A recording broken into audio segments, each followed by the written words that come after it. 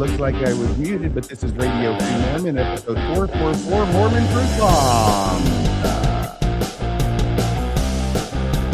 Good evening, everybody. Welcome to the seminal episode of RFM, and I mean that in a nice way. It is episode 444. That only happens once in a podcaster's career, so it's an exciting night. We're having a party tonight. Not just me, but you two, and we have some special guests at the party. We have my esteemed co-counsel, Kolby Reddish. How are you doing? I'm doing great, RFM. Thank you so much for having me. You know, it looks like you cleaned up for this show. Oh, yeah. Yeah, I look great. You're looking very nice. I mean that. Ah, thank you. I wore my best flannel just for you. I love that flannel. Everybody loves that flannel. Flannel has become associated with you. Yeah. I think that you could open a flannel store and do well for yourself. Oh, that's a good idea. exmoflannels.com. Yes, Kolby Rando Flannels. That's Rando's flannels. That's right. Rando's flannels. It's not easy to say, but believe me, they look great and they feel better. And also we have Dr. Randall Bell. We've got 3 doctors on the show tonight. Can you imagine? Howdy. How are you doing, Randy? Hey, okay. It's good to see you. It's good to be seen and to see you. Thank you. Okay, I think we about beat that horse to death. Yep. However, the reason that we're here tonight is because we've gotten done, haven't we? Kolby, I should let Kolby go ahead and talk. Kolby, tell the folks why we're here tonight. We're here to recap our 62 plus hour diatribe on the Lite and Truth letter. Recently we were all together at St. George Thrive, and Randy and I were talking about a number of the different episodes. I always enjoy having a chance to talk to Randy. So I said, hey, when we're doing our kind of finale special and we have live call-ins, why don't we have Randy join us? So we invited him to class up the place. That's for sure. And Randy has been a huge fan. He hasn't exactly been a cheerleader, but he has been a yell king. And he's listened to all these episodes, or at least so he says. And then he went back and he listened to them all again in preparation for tonight's show. And he made notes because he thinks it's such a substantial contribution to apologetic deconstruction. Is that right, Mr. Bell? Well, that's kind of right. But I will say that with you two, take billing rates for attorneys, 62 hours, do the math. There's easily 6 figures of time put into this series as I see it. So I think our community owes you guys a great debt of gratitude. Randy, I didn't invite you here to make me question all my life decisions, okay? I know, it's like I could have made some money doing something, profitable instead of wasting all this time doing this dumb podcast. But this is the $6 million podcast. I'll up it to 7 digits. Yeah. Well, think about it. I mean, that's what I just said is absolutely true. Leave it like it. But anyway, I'm excited to talk about this stuff because it was a really dynamic series. It was fun to watch. It was informative. And frankly, in spite of a few things I have nice to say about Austin Fife, I think it was all pretty much dismantled. It was. And then thrown into the wood chipper. Yeah. So let's look at tonight's show. By the way, I forgot to put my sign on behind me. It's not broken, but I just forgot to put that one on. Everything else is on except for that. Here we have the thumbnail. Now, this may look a little different than the thumbnails that you've seen me create. If so, there's a reason. Mind explaining that, Kolby? Because I created this one. So, when RFM and I were talking about doing this episode originally, I don't know where I really landed on an homage to Kubrick's Dr. Strangelove, How I Learned to Stop Worrying and Love the Bomb. But because we were talking about using AI to go through all of our response transcript, because there's just so much information. I did not listen to all of them again in preparation for tonight's episode, but I did review the transcripts with help of my computer assistant. And so I thought it was a good name here, Truth Bombs, How RFM Learned to Stop Worrying and Love the Computer, because we're going to use AI to pick up some interesting little tidbits and data points about both the Lite and Truth letter and then the response series. So I thought this homage to Kubrick's film and also kind of fits with the whole theme of how some people are really afraid or hesitant about AI. Frankly, I kind of understand exactly why, but it is also a very useful tool. So that's our introduction today. As long as it remains the tool and does not become the master. That's right. Okay, well, you're going to have to sell me on this because I'm still not convinced, but we'll have to see. Okay? Okay, And maybe there's some people out there who need convincing as well. Let me get some audience bets here. Who thinks that RFM quoted Shakespeare more than I quoted Christopher Hitchens during the course of this response series? Well, does it count when you keep saying the same quote from Christopher Hitchens over and over again? They are different quotes, sir. That's like if I said to be or not to be 100 times. That's not really fair, is it? They're different quotes. Okay. I believe they just sound all kind of the same to me. That's what it is. That's true. Oh my gosh. Well, we're having a lot of fun, and I hope you are too. Let's proceed. Did you already want to dwell on this slide anymore? No, I've already explained this, just so that people who aren't familiar with the homage understand where it came from. I do that a lot, and I anticipate my slides because I created the slides, and then I start talking about it. Now I'm 3 slides in, and I haven't clicked to the slides. Mm-hmm. What is the Lite on Truth letter? Kolby, tell us. Yeah, so here I had it illustrated as like a bizarro version of the CES letter, and they're fighting each other because the Lite and Truth letter really was based off of taking the same format, the same kind of easy to read nature of the CES letter, and basically doing the same thing in reverse. And the same backstory. He stole the backstory too. That's true. So this was just my intro to the Lite and Truth letter because we're also streaming this to my new small channel. So for people who weren't familiar with where, this 62-hour podcast project that we've done, I thought I would give them just an introduction to this apologetic work. Can you talk a little bit about it here? I want to give you a chance to plug your new show, Kolby. Sure. Well, it's just called Let's Disagree. It's a place for kind of having some of these conversations. It's not specific to talking about Mormon apologetics or Mormonism, but it's just a space for interesting conversations. And the last video I did last week talked about some critical thinking, epistemological basics. I know that's a big talking point that Randy and I have talked about a number of different times. So going through some commonly used fallacies, and we'll go through some of those tonight as well as we've done throughout the rest of this series. But yeah, it's Let's Disagree and other interesting conversations with me. So and there's your little your next to mine, your what would you call it? Your logo? Yeah. Mm-hmm. Let's Disagree. I like it. Yeah. Okay. Then let's go to the next slide. What is the Lite on Truth response series? Yeah. So this series spanned 20 different episodes, and it was obviously responding to Austin Fife's Lite and Truth letter that examines both the historical claims and the reasoning that Austin used throughout his letter. Rather than responding only to individual evidentiary claims, the series systematically evaluates the letter's arguments through a lens of logic, epistemology, and historical context. I think that's been part of what's made it so interesting for me, RFM, is that we have had such a dedicated space to have interesting conversations about a lot of these things and these data points. We've obviously looked at the number of different fallacies that Austin's used, the same fallacies that he decried in his first chapter. Randy, what do you think about that? When someone writes a book and they start out calling out fallacious, bad arguments, would you expect them to use those arguments throughout the rest of their book? Well, that theme came through loud and clear in the whole series, and it wasn't just once. It was a consistent thing. And I think, frankly, to start off the whole conversation, we have to acknowledge the brilliance, the genius in renaming it the Lite on Truth letter, because I think it kind of captures that and other themes throughout the whole thing. So thank you, RFM, for that. You're welcome. Well, the first one I did on it, which is over a year ago, when I did it on the one on just the financial stuff about the church, he had one chapter on that, and I looked at it to see if he covered what he did with the SEC scandal and how he dealt with it. The answer was he didn't. He didn't mention it at all in that. And so, and then I did an episode on it, and I wasn't familiar with the book enough to even call it the Lite and Truth letter. I kept calling it the Truth and Lite letter. That's true. I forgot about that.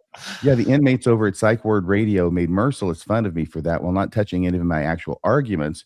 So they taught me how to say it right, and that's what clicked it. Of course, it's the Lite and Truth letter. It's the Lite on Truth letter. So I owe that to Psych Ward Radio.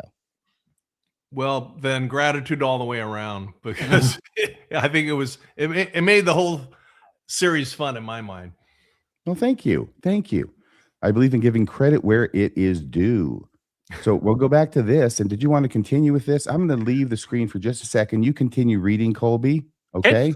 I've got the thumbnail of the first episode here, and then the thumbnail of the last episode here. And I think the one thing I wanted to get out here is, again, it represents 62 hours of recording, and the transcripts from those episodes represent between 250 and 2,800 written pages, like the transcript of RFM and I speaking. Altogether, the series has about 300,000 views total. Obviously, a lot of those are going to be the same folks. I think the average is about 15,000 an episode. There is some delicious irony to me in this, Randy, that most people probably know about the Light and Truth letter from it being completely dissected by RFM and I, rather than reading it, the way Austin Fife intended. There's kind of a... I think really you added a lot of awareness to the Light on Truth letter because of the series, and the series is huge. 62 hours of broadcast time. That's just gigantic. And I think that's good because I think there's a lot to be exposed and a lot to be discussed. And if this is the best the apologists got, I think I'm wearing the right jersey. The other... Oh, go ahead, RFM. I knew the apologist did not have a good case, but I didn't realize how bad it was until I went through this with a fine-tooth comb and Kolby. The other thing that's really interesting to me when it comes to other apologists is so many of the believing podcasters have platformed Austin and allowed him to come on and talk about his book. And it's interesting that there's been absolutely no pushback on serious errors in his research and the way he's written the letter, which suggests to me that none of them have actually read it, chapter by chapter, line by line, like, I don't know, RFM and I have. So yes, I don't think they have. I think they are the true cheerleaders for anything that supports the church, regardless of how badly researched and or written it might be. Did you want to say anything else about this particular slide, Kolby, or any other comments you have, Dr. Bell? I'm good. Good. Okay. Good. What is the purpose of another episode, i.e. this episode right now on the Light and Truth letter? Yeah, so we're going to allow people to call in and discuss their experience with the Light and Truth letter. That's one of the reasons we've got Randy here to help us respond. We're going to summarize kind of the entire response series and talk about apologetics more generally. RFM did a great episode about God of the Gaps type arguments and conspiracy thinking that I wanted to share some thoughts on that I had. And I think, Randy, you had some thoughts on that too. So I'd be interested to get your perspective on it. And obviously, we're going to share some fun data points that we've pulled using AI. And last but not least, the most important, it is fun. It is fun to talk about the Light and Truth letter because this has been a monumental project for RFM and I think it deserves a little bit of celebration if I say so myself. It's one of those things we never would have done if we'd known how difficult it was going to be or how long it would take us. Do you think Tikla and Austin appreciate our efforts as much as, I don't know, Dr. Bell? What do you think, Randy? I don't think they have 7 pages of notes on it like I do. There's a constant theme through these apologetics. And, I noticed the other day, Kolby, you had mentioned you had some Facebook debates with Brian Hales, and so have I. And whether it's him or these Austin Fife or the others, they just do not engage with the core issues. They refuse to come to the table and debate. I will give the Midnight Mormons a little bit of credit for the fact that they showed up in one debate that, of course, RFM did. And, I was a front row fan of that one. And I think you smoked them. And I think that sent a message that just don't debate. I mean, we saw that recently with you, Kolby, and Jacob Hansen. So I think I think the apologists are just waking up to the fact, both through the Midnight Mormon thing and the thing you just did, Kolby, that their arguments are so weak, they simply don't bring them to the table. And they'll call you a liar and you say, great, I'm a liar. Show me the lie. And they don't show up with an answer ever. Mm-hmm. No, they're busy exactly scaring other people. Yeah, so you're exactly right. I'm so sorry, Kolby. I was just going to say, you're exactly right, Randy. And the way I say it a lot of times, to be really short and blunt about it, is I'm sure the apologists would make better arguments if they had any available to them. Unfortunately, they don't. That was one of your best lines in the episode. I know, and it wasn't quoting Shakespeare, pal. I know exactly who that was because I've heard it like every single time you said it. It's a great quote, right? I'm sure that you would make better arguments if you had them. Diebold asked this question, and I'm going to ask both of you. Has Austin talked to any critics? I'll tell you, I'm not aware of any. Are any of you, either of you, aware? The closest he got was he had a conversation with Steve Pinecker. That's not a critic. Pinecker's not a critic, but he's not avowedly in the pro-Mormon podcasting space. So that's as close as it ever got, as far as I'm aware.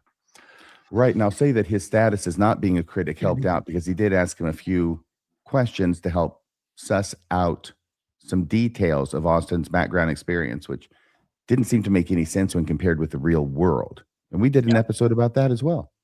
Well, it's always funny to me when someone says they did a deep dive on atheism and they don't know who any of the four horsemen of the new atheist movement are. Whether you accept their arguments or don't, that's a completely different question. I'm just saying, and we'll get to it in just a second. Austin says he did extensive research and doesn't even know who like the four most, prevalent atheist speakers for that time period were. I think that kind of shows you how extensive that research actually was. It was extensive, I tell you, extensive. And I mentioned something on last night's party, I should say, at Mormonism After Dark. Yeah, thank you for not giving my phone number out live, by the way. I appreciate that. You're welcome. I put it in the live chat so that it wouldn't be available to anybody. Okay. But I mentioned this. If you go to Amazon where you can buy Austin's book, you'll find that the reading age is listed as 14 to 18 years. Huh. I just thought that was interesting enough to bring up. So, yes? How so? Why is that interesting? I don't know. Just because it's written by kids for kids. He's just a kid who wrote a book. It could be published by Mattel. That is so funny. Well, thank you. But it's up there, and I just thought it was funny. I thought I'd bring it to your attention. Randy, what do you think of that? Do you think anything of that? I think it just is more of the same in terms of just a shallow, sloppy response. I like you kept saying throughout the series, Kolby, I can't get in the guy's mind. I don't know his true intentions or those kinds of things, but I can tell you that in terms of taking these issues really seriously and really digging in, he uses, he uses some of the lingo with critical thinking and logical fallacies. His understanding of those concepts is, a mile wide and an inch deep. It's just really, really shallow. And it was painful to, listen to him. The other thing is that he set up straw man after straw man. He would constantly say things like, critics say this, and he would then say something like that. I'm a critic. I've never said that. I've never heard any critic ever say that. And yet, on the other hand, you guys are putting up actual quotes of his letter. So you quote him and allow him to, in essence, testify verbatim from his original primary source. That's a fair, debate.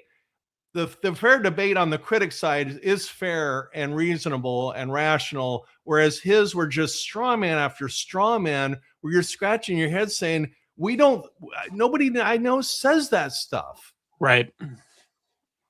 Yeah, he's busy putting arguments in our mouths, and every time he does it, virtually every time, I'm sure, it's a straw man. And it's better not to quote the person you're quoting if you're creating a straw man. I did want to mention this. I'm sorry, Kolby? That's where it really just gets to the point of this letter is it's written to assuage people who already believe in what they already believe. That's the point of it. It's a team sport. This strain of apologetics, Austin Fife, Ward Radio, Jacob Hansen, that's all these guys are doing. So they can never actually let the critical arguments speak for themselves. There was also one time that Ward Radio was doing a response while we were doing an episode live, RFM, one of the first several. Yes, I remember. They tuned in for less than 30 seconds. So they're doing their thing live while our thing is premiering, and they are streaming us into their live show on a Saturday night a year ago. Right. And they got so much information from how little they listened to that they were talking about the vernal Holly map argument. Yeah, which is a terrible argument, by the way. And even I think Jeremy Reynolds has acknowledged he wouldn't put that in like a revised version of the CES letter today if he were doing it again. And we were saying that. We were saying that this is a bad argument, but they understood what we were saying so little because they don't actually listen to Randy's point that they were saying, I can't believe they're defending this vernal Holly stuff. And it's like, well, that's because we weren't. No, we weren't. And actually, neither had Jeremy Reynolds. Right. He had initially, he'd done the whole Vernon Holly map, which had some that were on point and some that were not because they were too late in time. Right. And it was pointed out to him, and so he took it out. So the one that he has in the book now, which is online, right? Right. His book, the CES letter, is regardless of whether it's a great argument, I think he's on record. Jeremy's on record saying he doesn't think it's a great argument. Maybe he's going to take it completely out of the book, but it's still there. But at least he has the cities and place names that were created after the Book of Mormon came forth.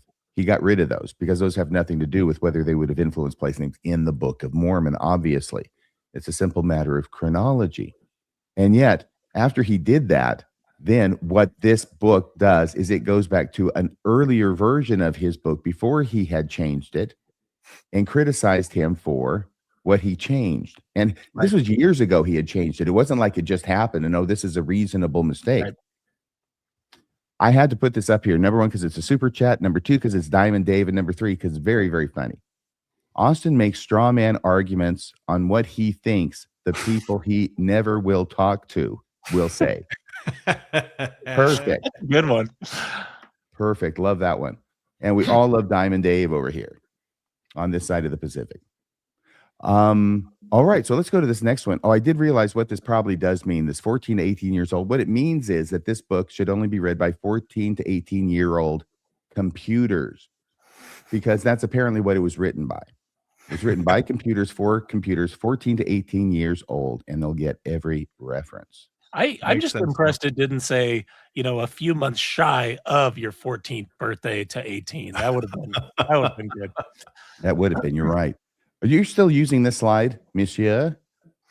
No, I think people are mostly familiar with this. I was just going to remind people in Austin's first chapter, so the first episode that RFM and I did together, because you had skipped to that church finances for your first episode, which was a later chapter.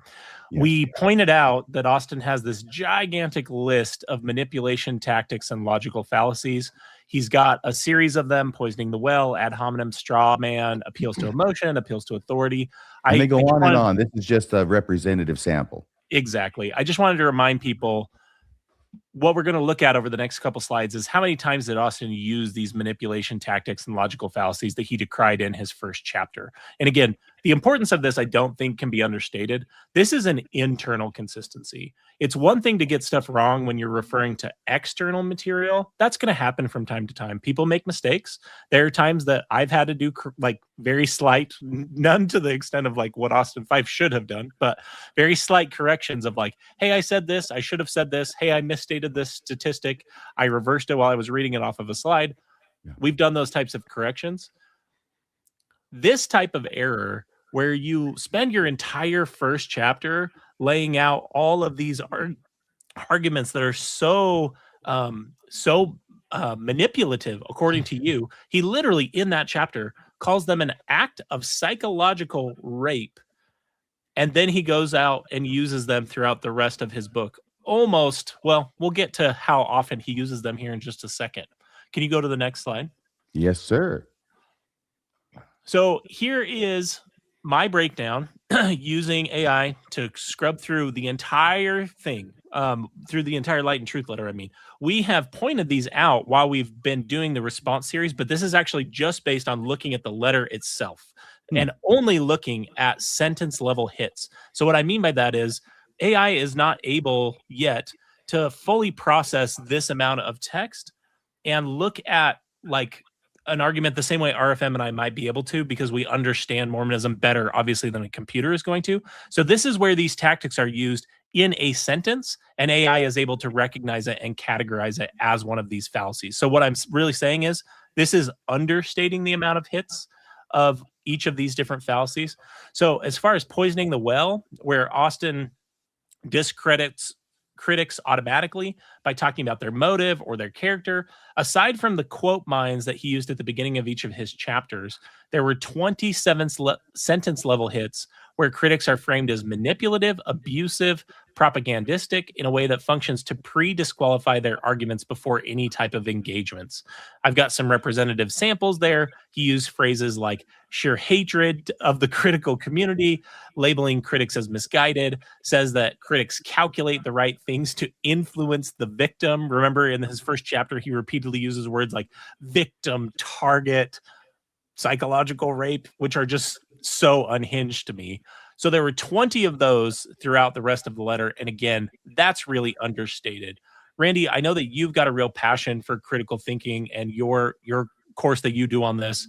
Can you maybe explain why poisoning the well is such a problem and why it would be so odd for someone to decry that in one chapter and then use it 20 times throughout the rest of their book? Well, yeah, before I do that, I got to just say that that my personal favorite throughout the whole series is when you pointed out his logical, he points out a logical fallacy, and then you find him committing that same logical fallacy on the same page.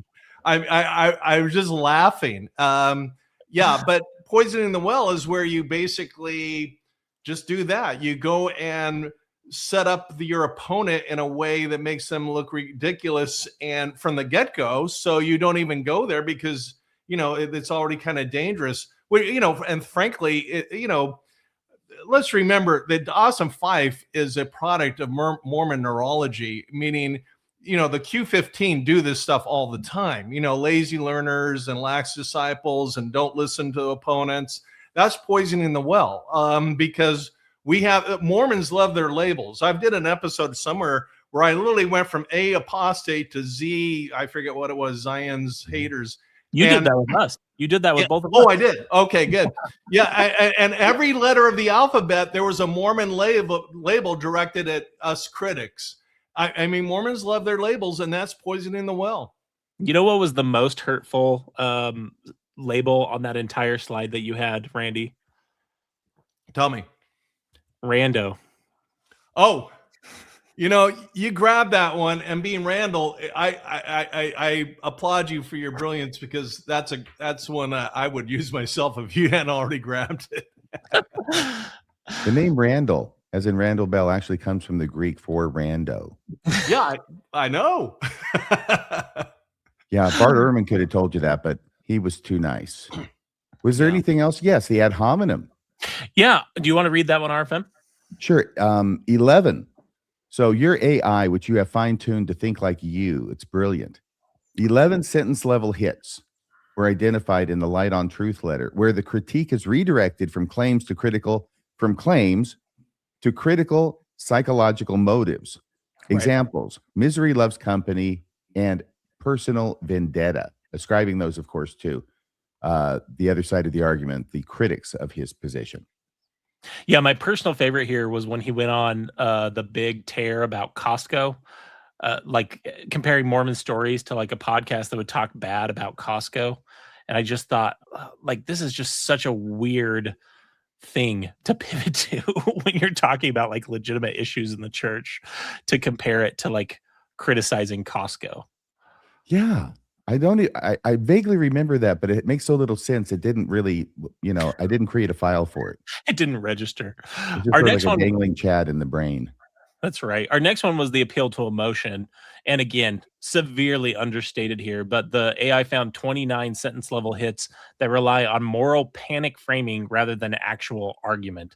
So, I mean, I think this is really the crux of the entire letter. The whole idea, the whole story at the beginning.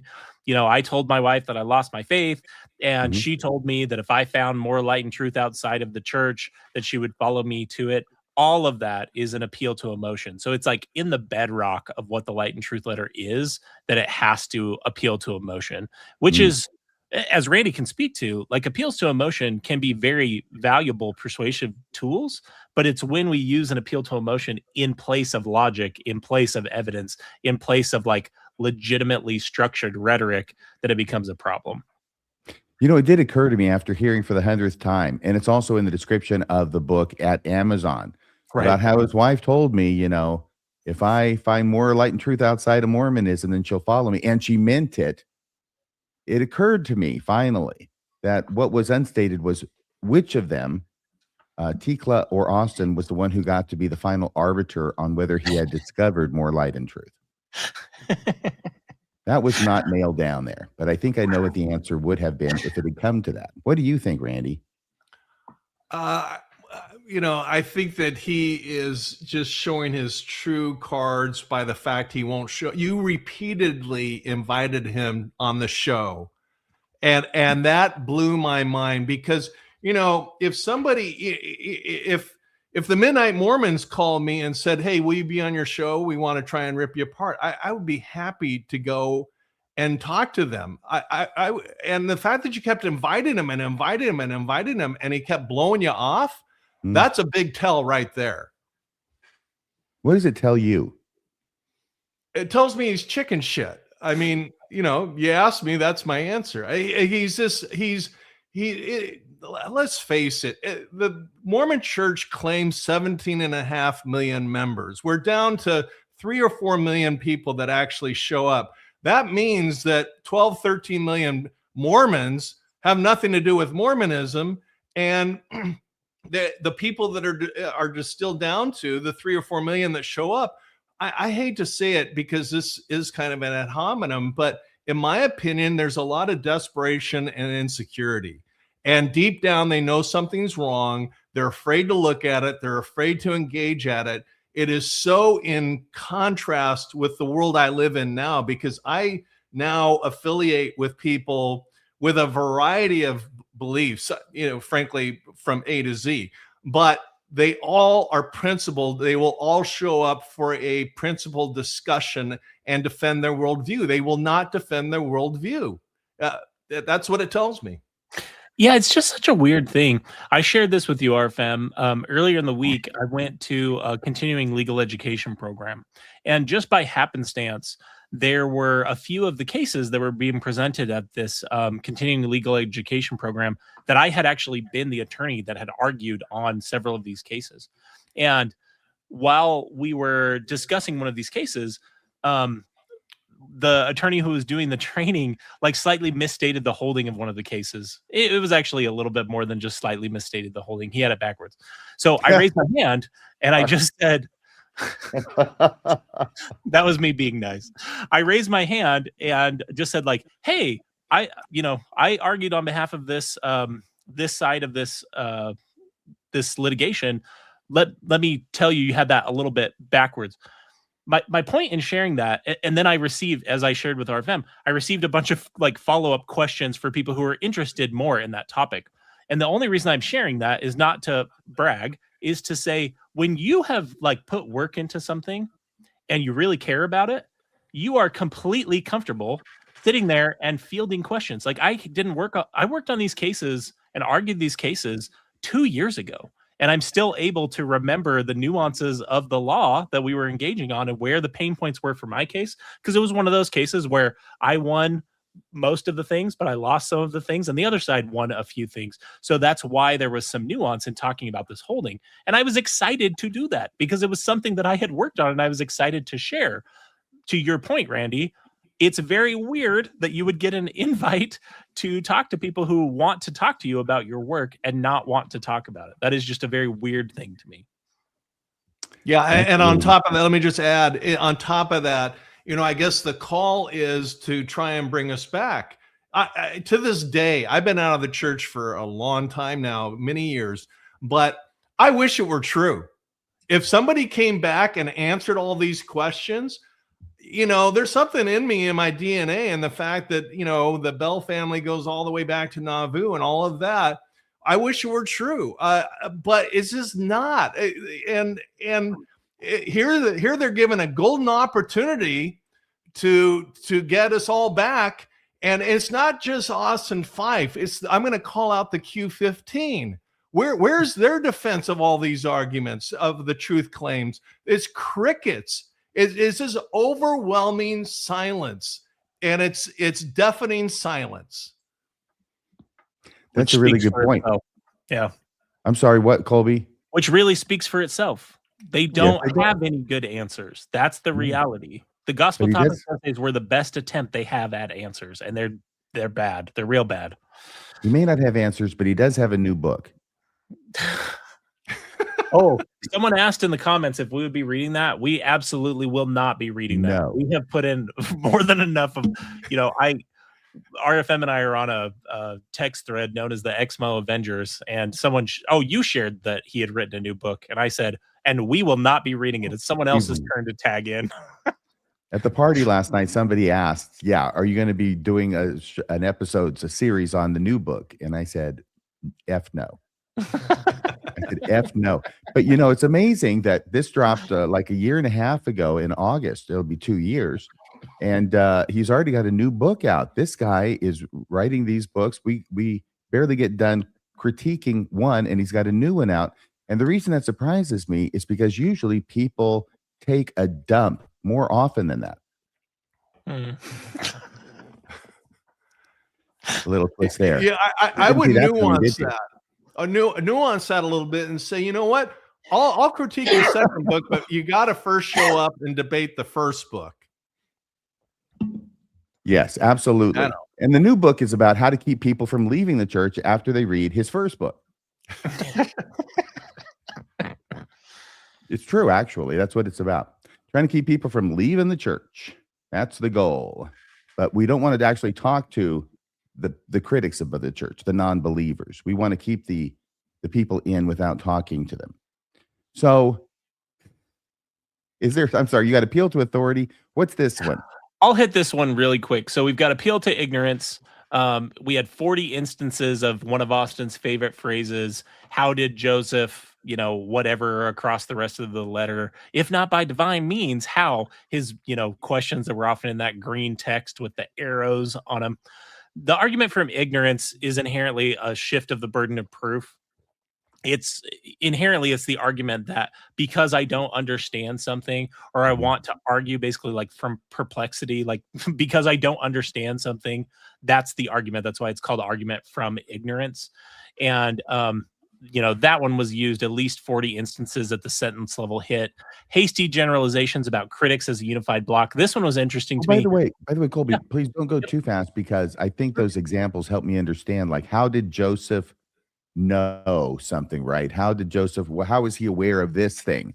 And those are arguments from ignorance, because what we're saying is we don't know how, and therefore it must be the thing that I'm talking about, which is the ancient thing that Joseph Smith would not have known about by natural means. Right. Whether it's Nahum or the Book of Mormon generally. I think in our first episode we did together, RFM, and I think the analogy was useful framing for the rest of the episode.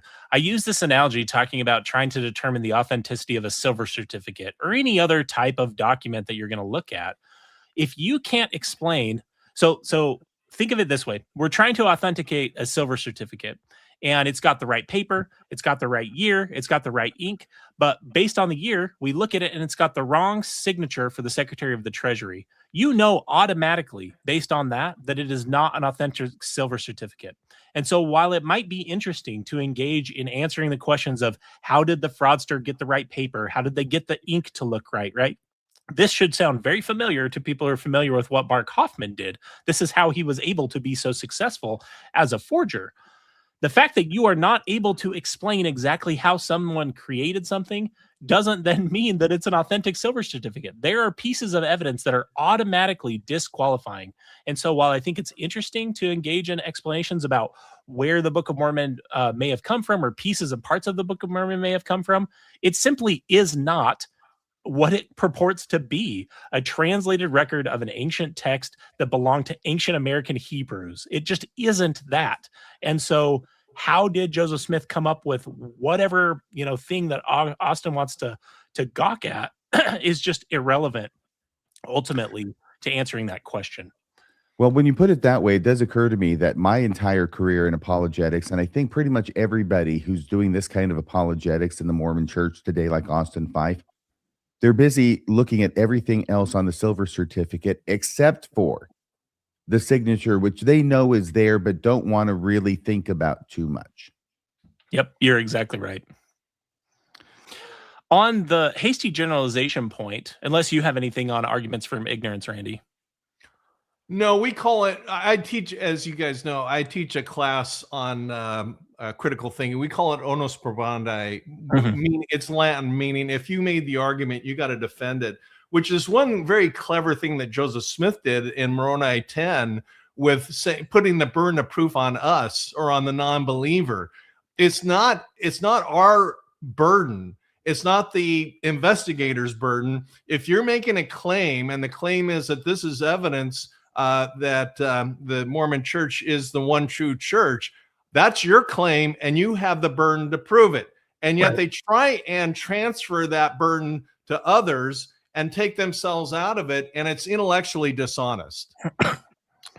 Yeah, I completely agree. Speaking of intellectually dishonest, there are a number of times that Austin engages in hasty generalizations about critics as a unified block. And Randy, you spoke to this earlier.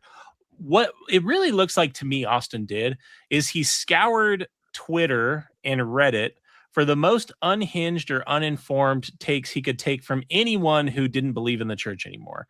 And then he stitches all of those together as a pastiche, and that's kind of the critic he's responding to. He's not responding to serious critics like the work of Dan Vogel or Bill Davis or some of the episodes that you both have done. He's responding to like the bottom of the barrel stuff that he could find on purpose. Like he did that on purpose. And so there were 29 sentence level hits where Austin generalizes about the critics as a category. The critics do X, critics want Y, without ever really narrowing it to any one person in particular, with basically one exception, which is John DeLynn or Jeremy Reynolds. I guess two exceptions. Those are the two people he talks about specifically. I found it interesting that even though his book, the first edition, I think was 205 like substantive pages, in that 205 substantive pages, the word critics appears 350 times in the body of the letter, which just tells you what is the purpose of this letter as a piece of rhetoric. It is a boogeyman. It is trying to make you scared of critics, scared of the others, scared of people like John, scared of people like Jeremy Reynolds, scared of people like us. That's the point of the letter. It is a giant boogeyman trying to scare people away automatically from anything they might hear that's critical of the church. Well, if that's the case, I think it definitely worked on Austin. His own book scared him out of talking to us. What do you think, Randy? You know, I got the CS letter right here, the book here, and I met Jeremy Reynolds for the first time. I'd always wanted to meet him, and I met him at Thrive a couple weeks ago. And I got to just say, we had a long talks day after day because my little booth thing was next to his, and which was by design because I kind of asked for that because I was so anxious to meet him. He is the nicest, kindest person and cool and interesting and anything but threatening. And that's a common theme. Critics of the church tend to be very rational. You know, sometimes we agree, sometimes we don't, you know, whatever. That's not the point. Is we're able to lay out our positions, and yet the apologists, the Mormon apologists, they just keep at distance. They label, they throw names out, they do hand wave dismissals, all red flags for having a really bad argument. It's remarkable to me that Jacob Hansen has any following at all under the circumstances where he refuses to debate me or Kolby about whether the Book of Mormon is true. And by that, I mean historical, something that can actually be debated. He refuses to. It's just such a weird thing to have one of the leading Mormon apologists admit in like live video, 4K, that he lacks the expertise to defend his faith's foundational book of scripture, and that people still listen to him. It's just, it kind of is its own data point on how broken the epistemology in that community is the way I would put it. Yeah. And I got to add to that, Kolby. Plus, you made a point earlier that I thought was brilliant, and that is he's dedicated his life to something he can't defend. Yeah, great point. Exactly. That's a good It's your point. point. What I think is Well, that he that's why I does said know the it. Book of Mormon well enough to know he'll get his ass kicked if he tries to debate about its historicity. That's what he means when he says, I don't know enough about it. Because you can never know enough about the Book of Mormon to win an argument about its historicity with somebody who knows it as well. Appeal to authority at the bottom of the slide. Yeah, so the appeal to authority fallacy is when you're making the argument that something is correct inherently because some authority figure said this, right? There were 45 sentence level hits where general authority or general conference authorities, institutional scholars, other types of apologists are leaned on for their expertise rather than actually treating them as sources to be evaluated. The thing that's really interesting here about Austin's use of appeal to authority is there were numerous times we caught Austin, I'll say, either misunderstanding or misrepresenting the very scholars that he was citing. So we did that specifically with his Nahum argument, if you remember RFM, and it was so thorough at debunking that he literally changed the letter in response to that episode, as well as some other criticisms, and we'll talk about that in just a minute. Any comments from you about that, Randall Bell? No, I'm good. Press forward. It is amazing. Once again, these are all critical thinking errors that Austin identifies in his first chapter and then accuses non-believers of using them, and then he proceeds to use them in spades throughout his entire book.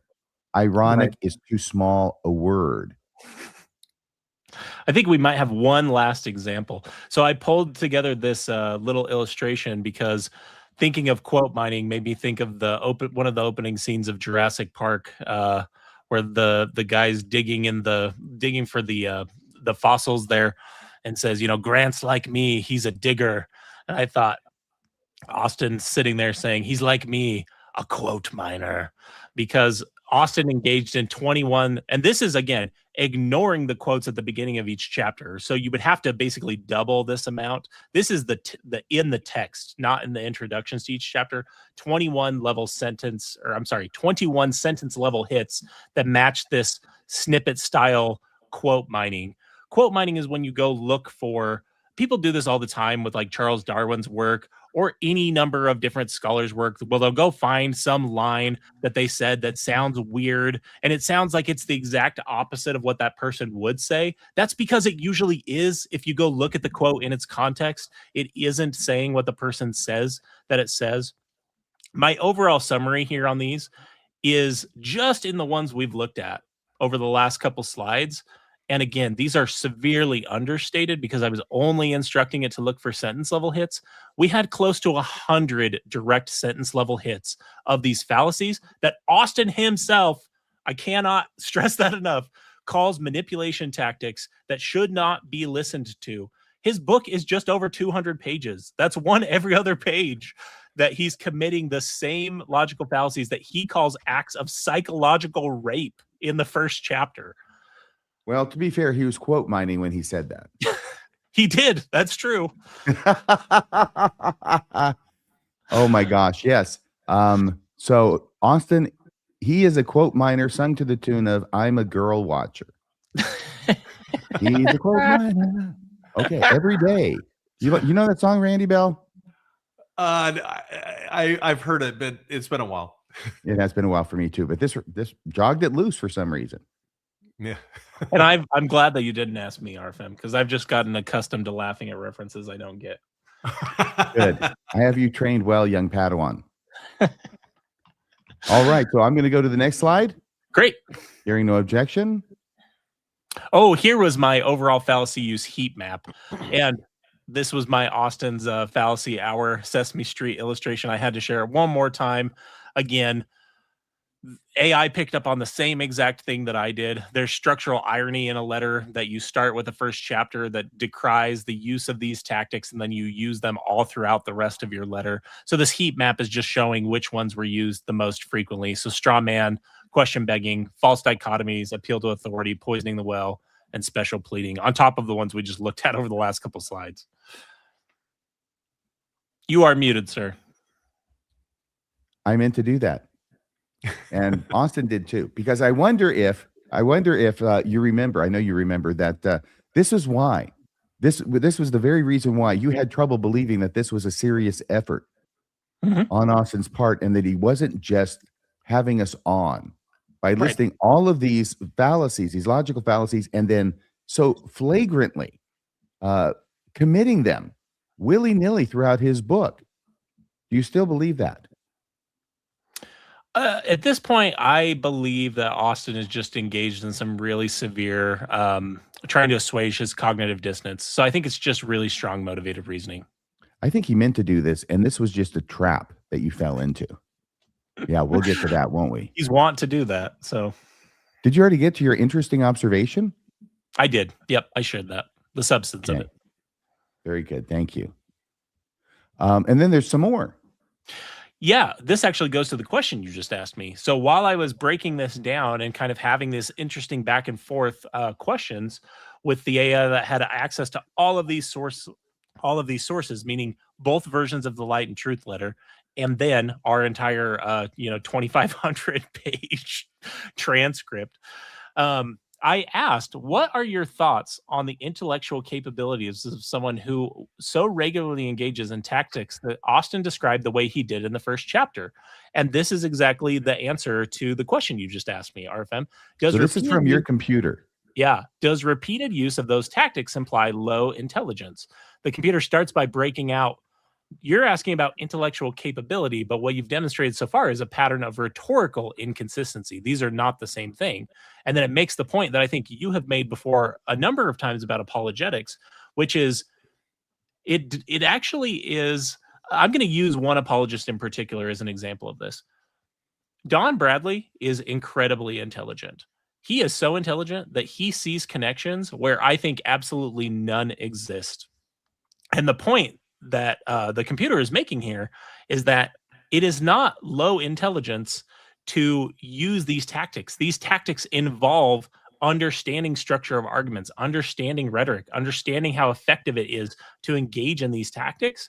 So it's either intentional or it's someone who's engaged in such clear, motivated reasoning that they don't even see it. Regardless, the point is that the rhetorical inconsistency, the internal inconsistency, is a huge problem if you care about critical thinking and thinking logically.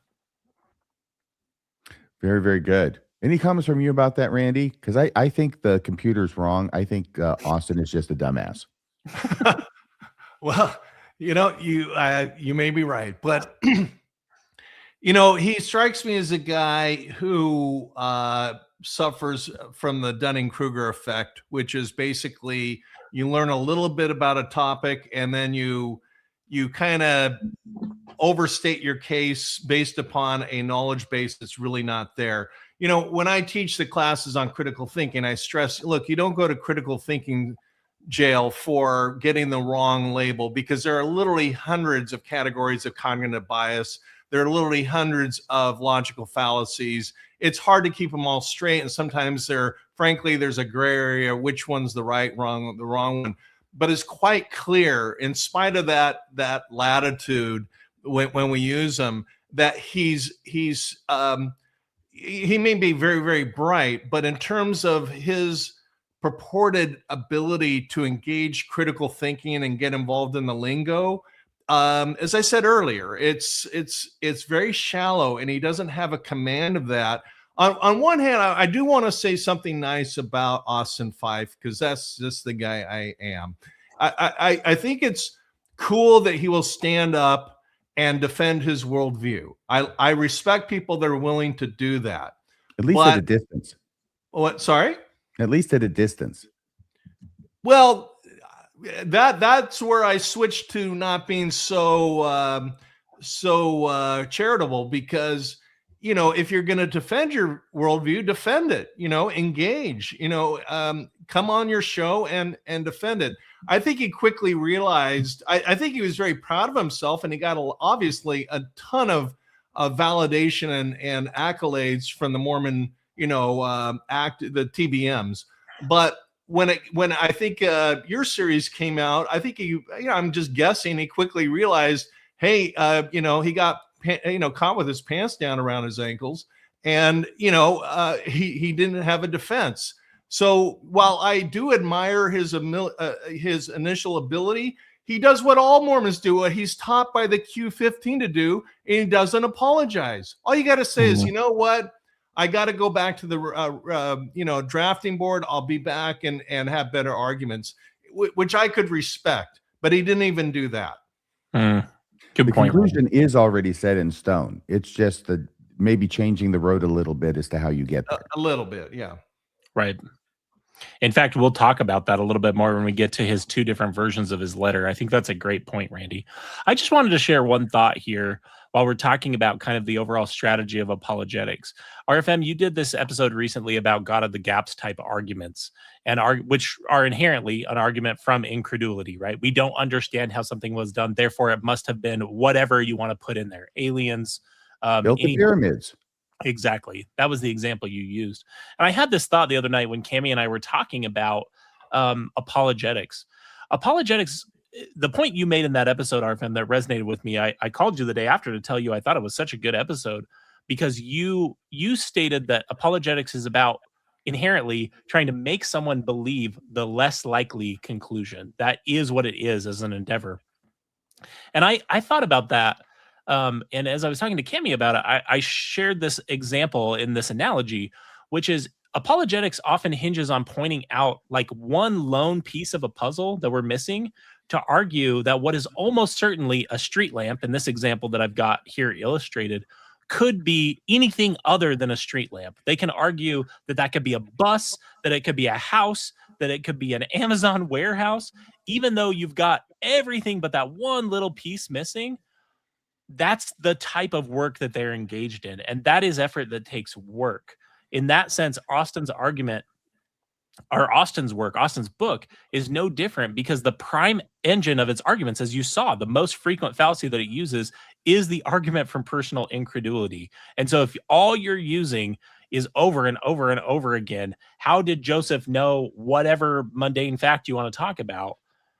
That just, I think, speaks a lot to the caliber of a type of work of this nature, that it's powered by personal incredulity.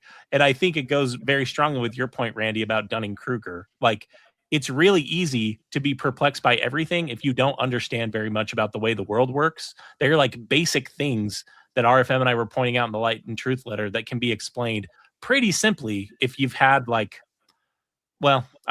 I don't want to be unkind. I just say will be explained pretty simply if you just look into them for, honestly, a few minutes. I will tell you that what you've said there about using continuously this argument from ignorance, in other words, I don't know how Joseph Smith could have done X, therefore it was from God. And he uses that over and over. It's a common apologetic trope. It reminds me of this new quote I learned from Schopenhauer, Arthur Schopenhauer, who said, every man takes the limits of his own field of vision for the limits of the world. We think that if we can't conceive of something, no one can. If we can't do something, nobody can. Although usually we understand that that doesn't make sense in athletic competitions, at least when you get to my age. So there's that. And then the fact that you use a street lamp, I thought was fortuitous, because it reminds me of this funny joke, which describes the same thing in, I think, a humorous way. It's the one I've told before where the guy's walking down the street. It's nighttime, and there's a street lamp. And he sees a guy who's down on his hands and knees searching frantically under the street lamp. And the first guy says to the second guy, hey, what's going on? Second guy says, I lost a quarter. I'm trying to find it. First guy says, really? Where'd you lose it? Second guy says, well, I lost it down the block. And the first guy says, well, how come you're not looking down there? And the second guy says, well, because the light's much better here. And I think that's what apologists do all the time. They're busy looking at the place that doesn't have anything to do with the issue because the light's better. And by that, I mean more favorable to their position. Right. Any comments from you, Dr. Bell? Yes. This reminds me of, throughout the series, or certainly at particular points in the episodes, Austin Fife makes the argument that Joseph Smith couldn't have written the Book of Mormon because he was too uneducated, and all that stuff we hear all the time, which seems to be a louder and louder theme we hear from not just Austin Fife, but other apologists. And, a couple responses to that. it's no secret that I'm a geek and RFM are a geek. We love magic shows. We just were at a magic show a couple weeks ago in Vegas. And if RFM wants you to have the 7, he's going to show you a deck of cards and he wants you to have the 7 of diamonds, you're going to end up with the 7 of diamonds. I'm just going to tell you that as somebody that knows a little bit about magic. It's going to happen. And yet there are 5, 6, 7 different ways to force a card on a spectator. And so spectators, again, don't have the burden of proof.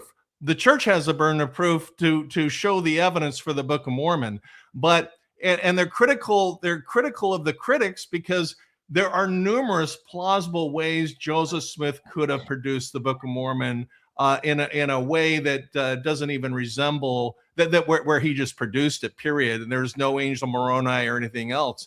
And it's not our burden of proof of picking the right one because we didn't have video cameras in the room with his head in a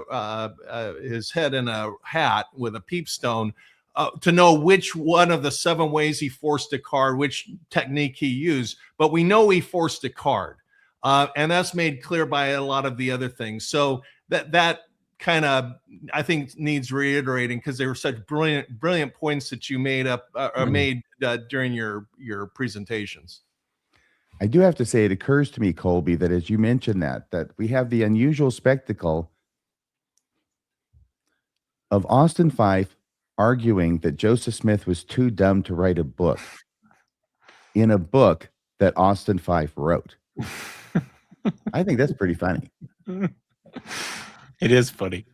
All right, well, let's put this back up on the stage. And by the just point of order, I did make the argument that the apologetics is about convincing people to believe the less likely conclusion. And I made a distinction. It's not the least likely conclusion. Right. Sometimes it is, but it's always the less likely conclusion than the most obvious, rational, and reasonable conclusion. So just putting that out there. And here we go to another slide. Yeah, this just reiterated kind of the different possibilities that we can see going on. This, I feel like I've already covered this in answering your question, RFM. I land basically in the third camp is I believe Austin's work is best explained by a blind spot created by his belief commitment. Even the way he's framed the letter from the very beginning, my wife would have followed me if I can find more light and truth outside. Tikla definitely would have followed him. Yeah, I've recurringly cited that to just say, like, the entire exercise was question begging because how he defines light and truth, even set aside the Tikla's involvement for a second, because I hadn't thought about that, but it is very funny to think about it that way. But let's just say it was Austin all by himself. The way he's going to define those terms and find value in those words is the way the Mormons have defined them. And so it inherently was an exercise in saying, can I find a more Mormonism outside of Mormonism? And shocker, no, he couldn't find a more Mormon version of Mormonism outside of Mormonism. No. Tikla would have followed him directly to divorce court. That's where she would have followed him. Okay. So I covered this. So what do you think, Randy? Do you agree with that, or do you think there's a different explanation that better fits the facts for Austin's motivations? I think Kolby's right. I think that's a rational explanation. It's motivated reasoning. And frankly, I'm hesitant. The one nice thing about coming out of the Mormon church is you're just allowed to tell the truth, whether it makes you look good or bad. It doesn't really matter. I'm guilty. What I'm getting at is I was very guilty as an active TBM of doing the exact same thing myself. I have behind me a notebook this thick, where one day I just realized I didn't set out to do it, but I'd been to the Aztec, Mayan, and Inca civilizations. I had taken hundreds of pictures, and I put together a fireside of a presentation. And we're going back to the days where you put the transparency over the Elmo projector. It's way before the internet, I think. And that's why it's in a big binder behind us. I look back at that thing and I just cringe. I was Austin Fife on crack cocaine, myself. And I'll admit that. And I look back and part of me laughs and part of me just goes, what a dumbass. I mean, I really, that's not something I'm particularly proud of. So the point is, I got to have a little bit of compassion for Austin Fife, because I played the dumb, apologist myself. And I shouldn't have said dumb, because I'm not trying to be ad hominem and be mean. I'll take that back. But I'm just saying, I've done it myself. And I think for those of us who are in it to win it, need to give the guy a little bit of compassion. That's my thing. I think you're right, because really Carden Ellis is the one who looks most like Austin Fife on cocaine. It's pesticide, actually. And it's crack cocaine. It's not just codified, it's pesticide. All right, so let's look at this next slide. Yeah, so for people who aren't familiar with this, I don't even know we've talked about this in the course of the series RFM. Austin did an update, like a version 2.0 of the Light and Truth letter in January 2025. We'll get to a little over a year ago. Yeah, we'll get to why that timeline is interesting and who may be responsible for many of these changes here in just a second. Austin added this update to the beginning of the letter, like in the introduction, where he says, after some feedback, I feel it is necessary to define the critics to whom this letter addresses. When I say the critics, I refer to individuals and organizations that manipulate data and history to harm the Church of Jesus Christ of Latter-day Saints, with the intention of persuading current members to resign their membership, former members to stay away, or potential future members to avoid membership. Okay, well, that's not me, because we don't manipulate the data, and it's not you. So maybe that's why he doesn't talk to us, because we don't fall under his definition of critics. Yeah, I don't really know anyone he would be talking about here. It's also funny, the double standard, because the church has absolutely, they have done more as far as transparency goes with the Joseph Smith papers and with the Gospel Topics essays. But the church has absolutely manipulated data and history to benefit the Church of Jesus Christ of Latter-day Saints, with the intention of persuading current members to continue on in their membership, former members to rejoin, or potential future members to join. And he has no problem with that. So his problem isn't with the principle of manipulating the data. It's with the conclusion people reach. And it just is so clear in the way he's framed this. He then continues. He has a career ahead of him in church leadership. Yeah. I don't think the church is going to appoint any of these self-styled experts to leadership, personally. Says, when writing this letter, I preferred to use the term the critics as opposed to a more pejorative term like anti-Mormon. A disillusioned former or current Latter-day Saint with sincerely held doubts and concerns does not fit this definition of the critics. Thank you to those who identified the need to clarify this distinction. You, sir, are welcome. So is this a distinction with the difference? What difference does it make that he added this paragraph to try and clarify? I think he muddied it more than he clarified it. Yeah, he added this paragraph because he was embarrassed by us. That's 100% what happened. He added this in order to explain why he's not going to talk to us? He added this after we were criticizing him, and I have a clip here on the next slide. The changes, let me just briefly explain the changes in the letter. So aside from providing this update in the introduction, he made minor adjustments to some of the arguments. He softened the tone in the introduction that emphasizes how deep his research was. So it went from, I have learned a lot in my honest and exhaustive 10-year search, to I have learned a lot in my honest and extensive 10-year search. Those are more or less synonyms, but it is slightly a softer synonym, I would say. Exhaustive means exhaustive. Extensive could mean less than exhaustive. I really worked hard on it, but don't expect me to know what I'm talking about. Exactly. His overall argument structure remains essentially the exact same. It's powered by personal incredulity. That's the engine that's driving this bus. I think now I've got the clip from one of our first episodes, RFM, where we talk about the biggest problem with this letter is the way it's framed as being written to the critics. And I think that explains why this update was needed, because there were even like believing members that were pushing back on Austin based on our criticism that I had seen. Right. So let me see if I can find this. I think I can. I think it's right there. This is the one, right? Yeah. When our thumbnail game was not as strong, I will say. Yeah, well, those were the good old days. Below, when I developed serious concerns about how the church made its case. Yeah, I was going to say. And I found out that I was tricked into accepting false premises and half-truths. Yeah, exactly right. That's the thing that's so funny about this team sport nonsense at the beginning of this letter, is this letter is not written. I know it starts in the introduction saying, "To critics of the Church of Jesus Christ of Latter-day Saints," but it's not written to critics of the Church of Jesus Christ of Latter-day Saints. It's not written to people who've left the church. It's written to people who are in the church and want to feel better about what they already believe. And the way I would posit that is, I haven't heard from a single person that read this letter as like a fully deconstructed ex-Mormon that said, "Oh, that answered all my questions." I mean, you already highlighted in the first episode how it doesn't talk about one of the most significant current events that confronted the church in the last year. And so, and then when it comes to the three or four issues that it purports to address, it doesn't address them. Right. Your comments on that, Kolby?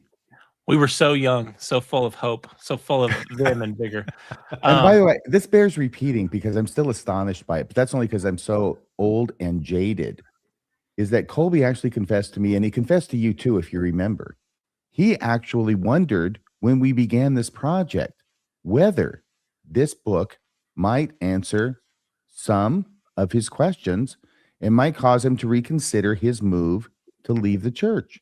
Isn't that true, Kolby? I did. Yeah. I felt the same feeling I had when I opened the CES letter as a believing member shortly after it was written, because my best friend had left the church and asked me if I would read it and talk to him about it. I had the way I could best describe it is like this anticipation of starting on a journey that you don't know where it ends. That's how I felt. Is people are saying that this answers all of the questions, that it's really good for people exactly like me. And I felt that. And then I got midway through the first chapter and realized these are not the droids I was looking for. And that's where we talked about, Poe's law, this idea that parody can be indistinguishable from that quality of work. That's how I feel about the entirety of the letter.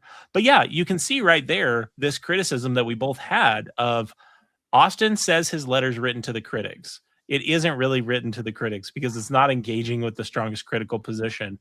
And so I think as a direct result of our repeated pushback on that point, Austin had that update in his version 2.0, because that was back in like November, maybe December of 2024. Yes. Let me see here. I think this was, by the way, Randy, did you know that about Kolby? That he had thought that maybe his testimony would be restored in some sense through reading the book? I actually didn't know that, but I'm not surprised. I like I said earlier, I wish it were true. If they showed up and had game and really engaged and had intelligent answers, I'll go with where the evidence goes, but they just don't show up with evidence. In fact, they do just the opposite. It's one word. I can sum it all up in one word: dodge. They dodge everything. They're playing dodgeball. And then it's also a little combination of whack-a-mole. You hit them, then you nail them. Kolby, comes in and just smashes them with a brilliant argument. And then RFM, you hit the next mole, and they just keep popping up, and you sit there the whole time whacking a mole. Yeah, it's more against the law of chastity. Yeah, but it strikes me that we've got all these wonderful names. We've got the Psych Word Radio. We've got Jacob Hansen and Jonah Barnes and Psych Word Radio and Austin Fife. They could all get their new name tonight, which is the Dodge Brothers. These are the jokes. Oh, one thing that was very interesting to me about Austin's changes is if you think about this as like a meta level, the edits that he made between the first version and the second version by just slightly softening the tone is very similar to the Mott and Bailey fallacy that we have called out repeatedly, RFM, right? The steps are: publish a version of your arguments. Number 2, receive criticism. Number 3, clarify and fine-tune the language. Number 4 is preserve the core argument, right? All he's doing is like adjusting things around the edges. He's not actually solving the big problems with his arguments. You then re-release the updated version, and then the argument engine remains intact, but its framing becomes slightly more defensible. That is a meta a meta Mott and Bailey fallacy that he's done in releasing a second version without really owning up to the serious mistakes in the first. That's a good point. It was never clear to me when his main argument is, I'm taking on the CES letter, and I'm going to debunk everything in the CES letter with my mighty arguments. But when he's called on it, he retreats to the Mott and says, I'm just a guy who wrote a book. A letter, technically. But I'm just a guy who wrote a letter. That's right. This is what he said to Kolby. I'm just a guy who wrote a letter. So you can't be more carefully hidden up there at the top of that Mott.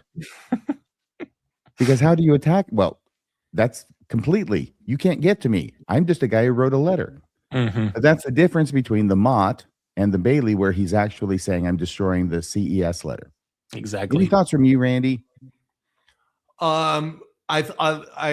My thoughts go back to the bringing up the SEC letter. I think we need to put a little more meat on the bone because that was such an enormous, glaring omission. The SEC thing was just, the church was busted. What they did was illegal. It was not only illegal, it was at the very top levels. It was recent. It involved billions and billions of dollars. There's no way to put lipstick on that pig other than to say, we consider this matter closed, which goes back to my big word dodge. And the way you guys frame that argument in your series and just did not let him get out of that box for omitting that. How on earth could you omit that? And then you did a brilliant job, in my opinion, at pointing out he knew about it, and you brought the evidence to the table that you knew about it. I mean, that whole discussion right there just torpedoes the credibility of both Austin Fife and the LDS Church and the Q15 and the highest levels going back for decades since this fraud began.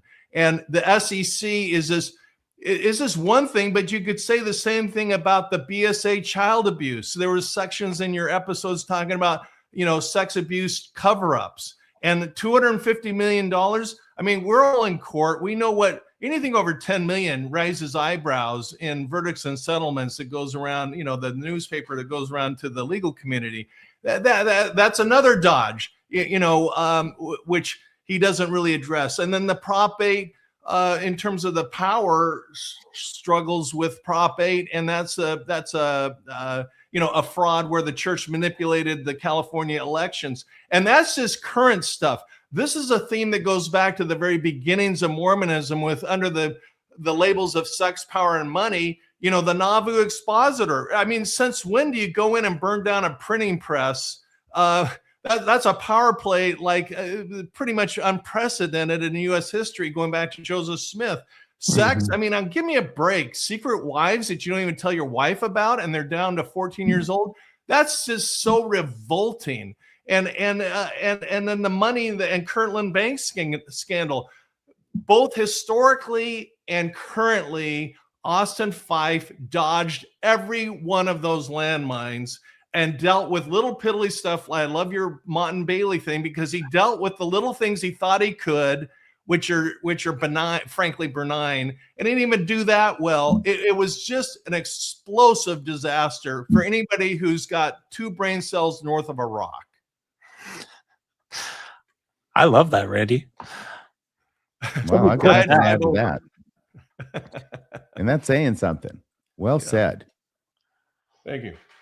Here are just some more interesting facts about Austin's work. How many times does Austin use terms that label all criticism in framing of distrust? Words like deceive, dishonest, agenda, manipulate, trick, slander, lie. 310 times in 200 pages. How many times does he talk about? Wait, that's more than once every page?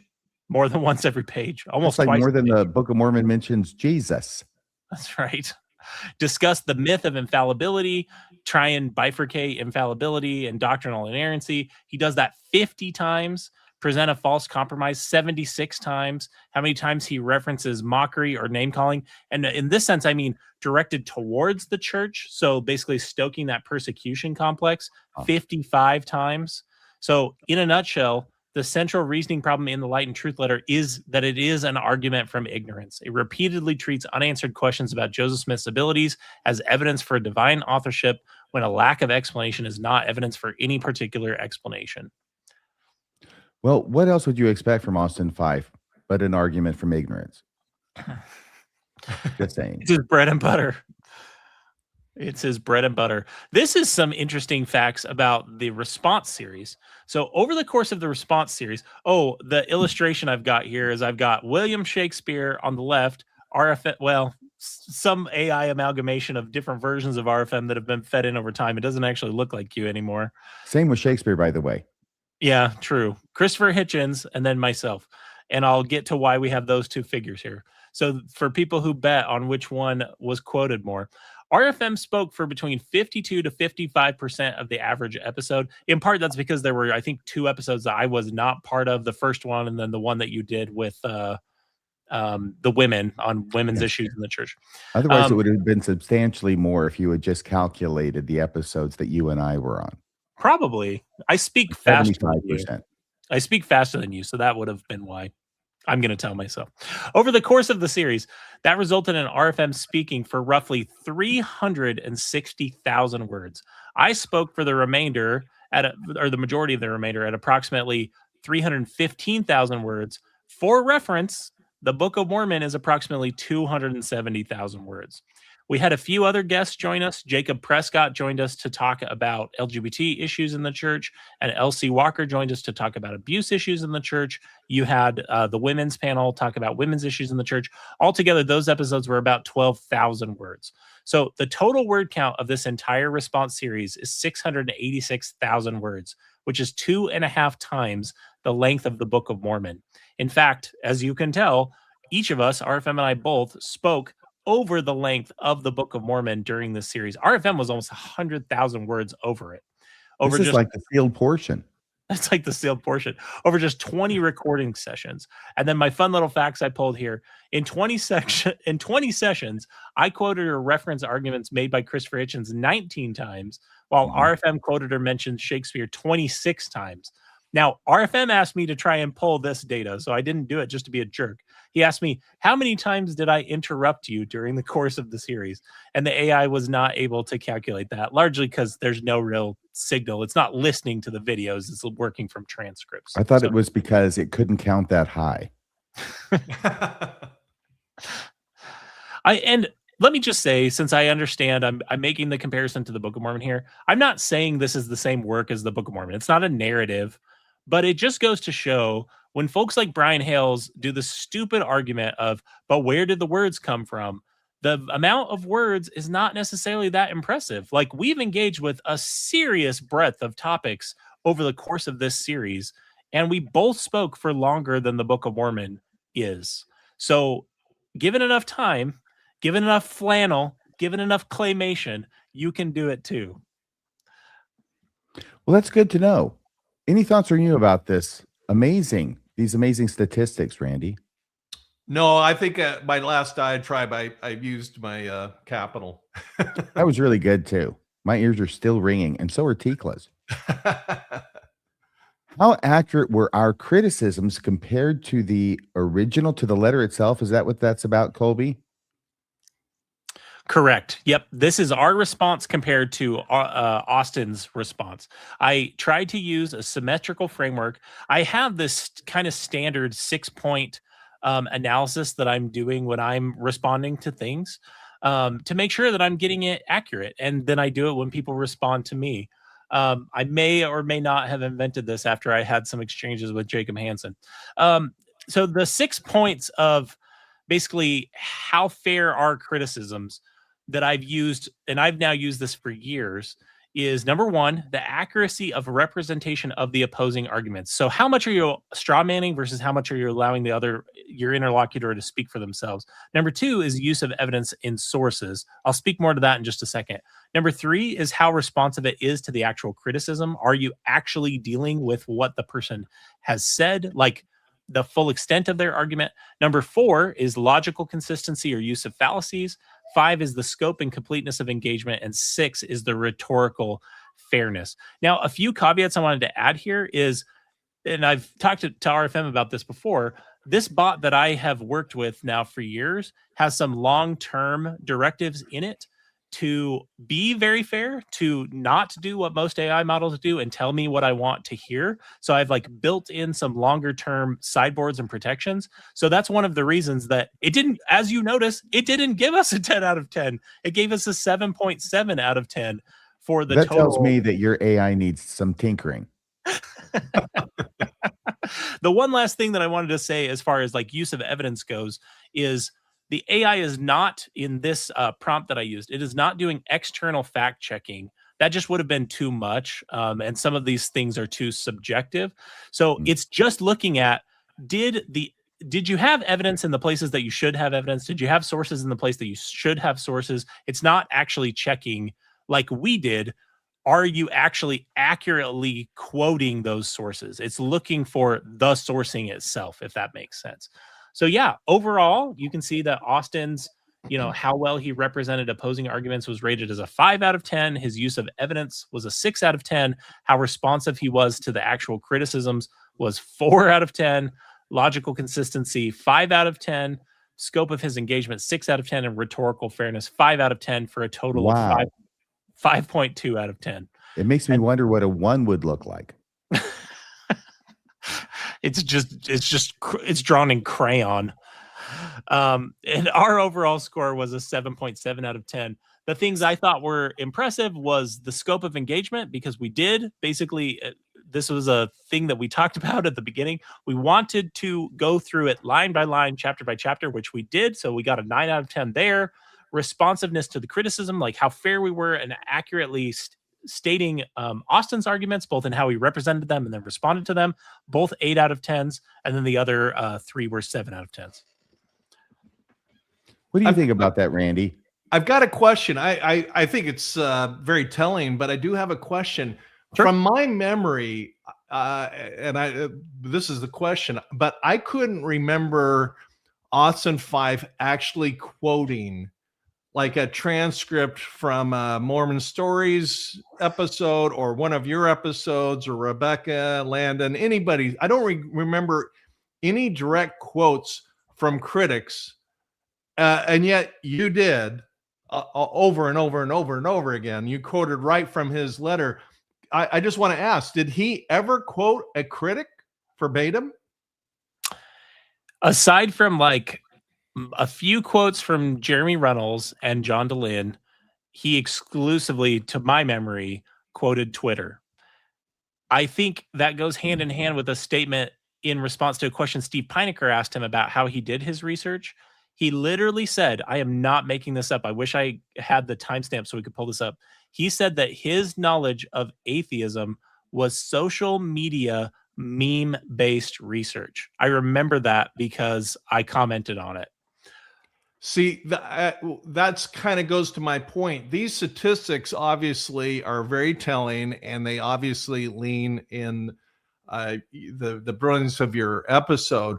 But you combine that with the fact that he's basically arguing with a straw man against Twitter. And I think also, if I remember right, also Reddit quotes. Right. Is that fair? Yeah. Reddit and Twitter. That's right.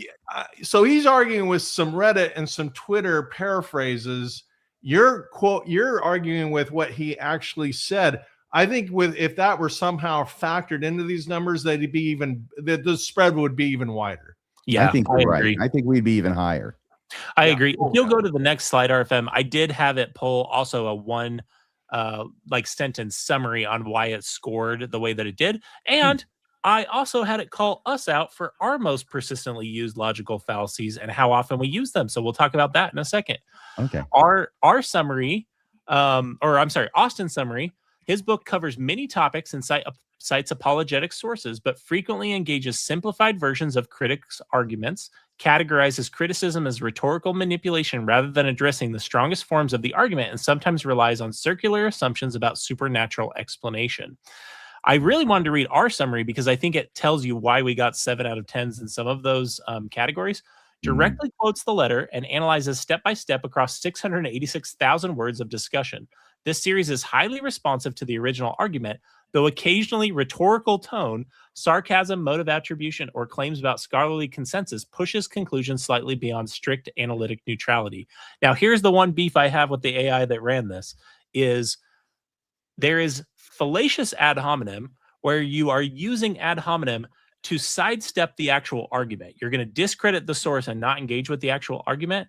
And yes, RFM and I made jokes. We used sarcasm. We attributed motives to Austin Fife, but we also responded to literally every single argument he made. So this is where I would say you can have ad hominem that is accompanying some very legitimate arguments. And let me try and express it this way, because you're starting to sound perilously close to Cardinellis now. The guy who at the debate, remember where he's saying, no, ad hominem is a bad thing except when I do it. That was his argument. Here's what I hear you saying. It's a little bit different, okay? We call, I'll just speak for myself, okay? This appeal to ridicule, moderate use, more prevalent from RFM as it says there, okay?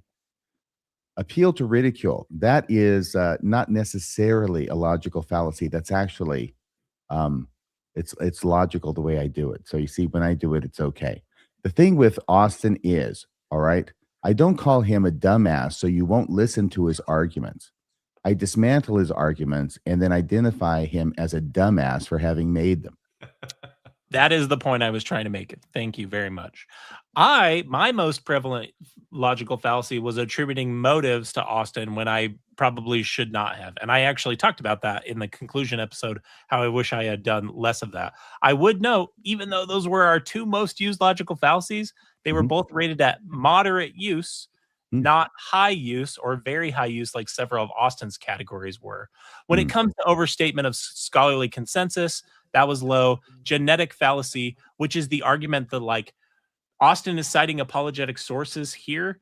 We were often calling out where he was sourcing from and not automatically discrediting those apologetic sources. But I can understand why the computer saw this as genetic fallacy. Genetic fallacy is when you're discrediting an argument based on where it comes from, where its origin comes from. So that's why it's called the genetic fallacy. I see. I thought it was calling Austin a dumbass because his parents are dumbasses.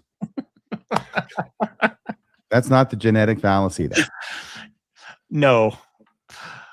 You're a naughty boy. I like this. It looks like there's a special card or two here. Yeah, this one was an interesting one. What differences do we exhibit in our presentation styles? So RFM style was described as narrative and rhetorical critique. Tends to operate in a storytelling / rhetorical analysis mode, which all of us have grown to love over the years. Seriously, I mean that, RFM. It's just a delight to listen to you. It sounds so much less fun when a computer describes it, though. The typical features of your argument, and I added this, I think this is likely based on your time as an apologist. You just are able to see where these arguments are headed based on your time there.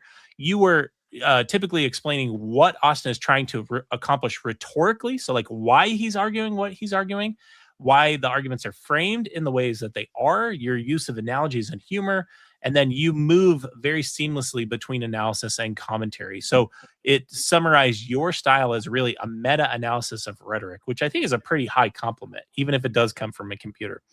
Mine was described as appellate level cross-examination. My style reads almost like a deposition or appellate brief delivered verbally. Typical features are moving from a quote to analysis to then testing the internal logic of it, focusing on internal consistencies, burdens of proof, and epistemology. This brings extreme precision and focuses on logic by testing the claims systematically. Your thoughts? Well, I don't know. I think I've already given my thoughts. I'm going to pass the baton to Randy and ask you what you think about this. I think from a consumer of the episode, I'm on the other side of the screen watching these episodes. I really enjoyed the different perspectives. I think you both brought game to the table, and I think, well, you know, I'm not trying to stroke you. I just think they were both brilliant but different. What can we say? I don't know. Thanks, what can Randy. You say? What can you say about that, Kolby? I'll tell you, the last straw will be when the computer tells me I'm funny. It did say you use humor, actually. Oh my gosh. We're doomed. No, I just thought it was interesting that this is actually a question I didn't ask the computer. The computer told me I noted something interesting about the differences in your presentation styles. Would you like to know it? And I was like, yeah, let's give me a summary. That's interesting to me. So it's interesting when you start feeding all of this stuff into one bot, and then you're asking it a series of questions, how interesting some of these discussions can get. I hope it's as interesting to the audience as it is to me. And even more so. Our favorite fallacies. Go ahead. Here's my favorite fallacy. So that Austin used, and by favorite, I mean that mostly sarcastically. Austin, in his first chapter, had the naturalist assumption listed as a fallacy. He used the same language and the same argument multiple times throughout the letter, where he basically says, if you assume that there are no supernatural or spiritual forces at play in the universe, that's engaging in a manipulation tactic or logical fallacy. The way I would just like sidestep this issue, and I think I did when we talked about it, is I consider myself a methodological naturalist, not a philosophical naturalist. So I don't assume there are no supernatural or spiritual forces at play in the universe. I just will believe in those things when they've been exhibited the same way we believe in anything else the way it's been exhibited. This is where we talked about Russell's teapot or Sagan's dragon. It goes back to Randy's comments about who bears the burden of proof. It's the person making a claim. If you're going to claim the angels do appear to men and give them gold plates, you should have a pretty good reason on why I should believe in angels and golden plates from that time period. Austin has neither. So, well, there's the Book of Mormon. It exists. So all that stuff must have happened. Randy?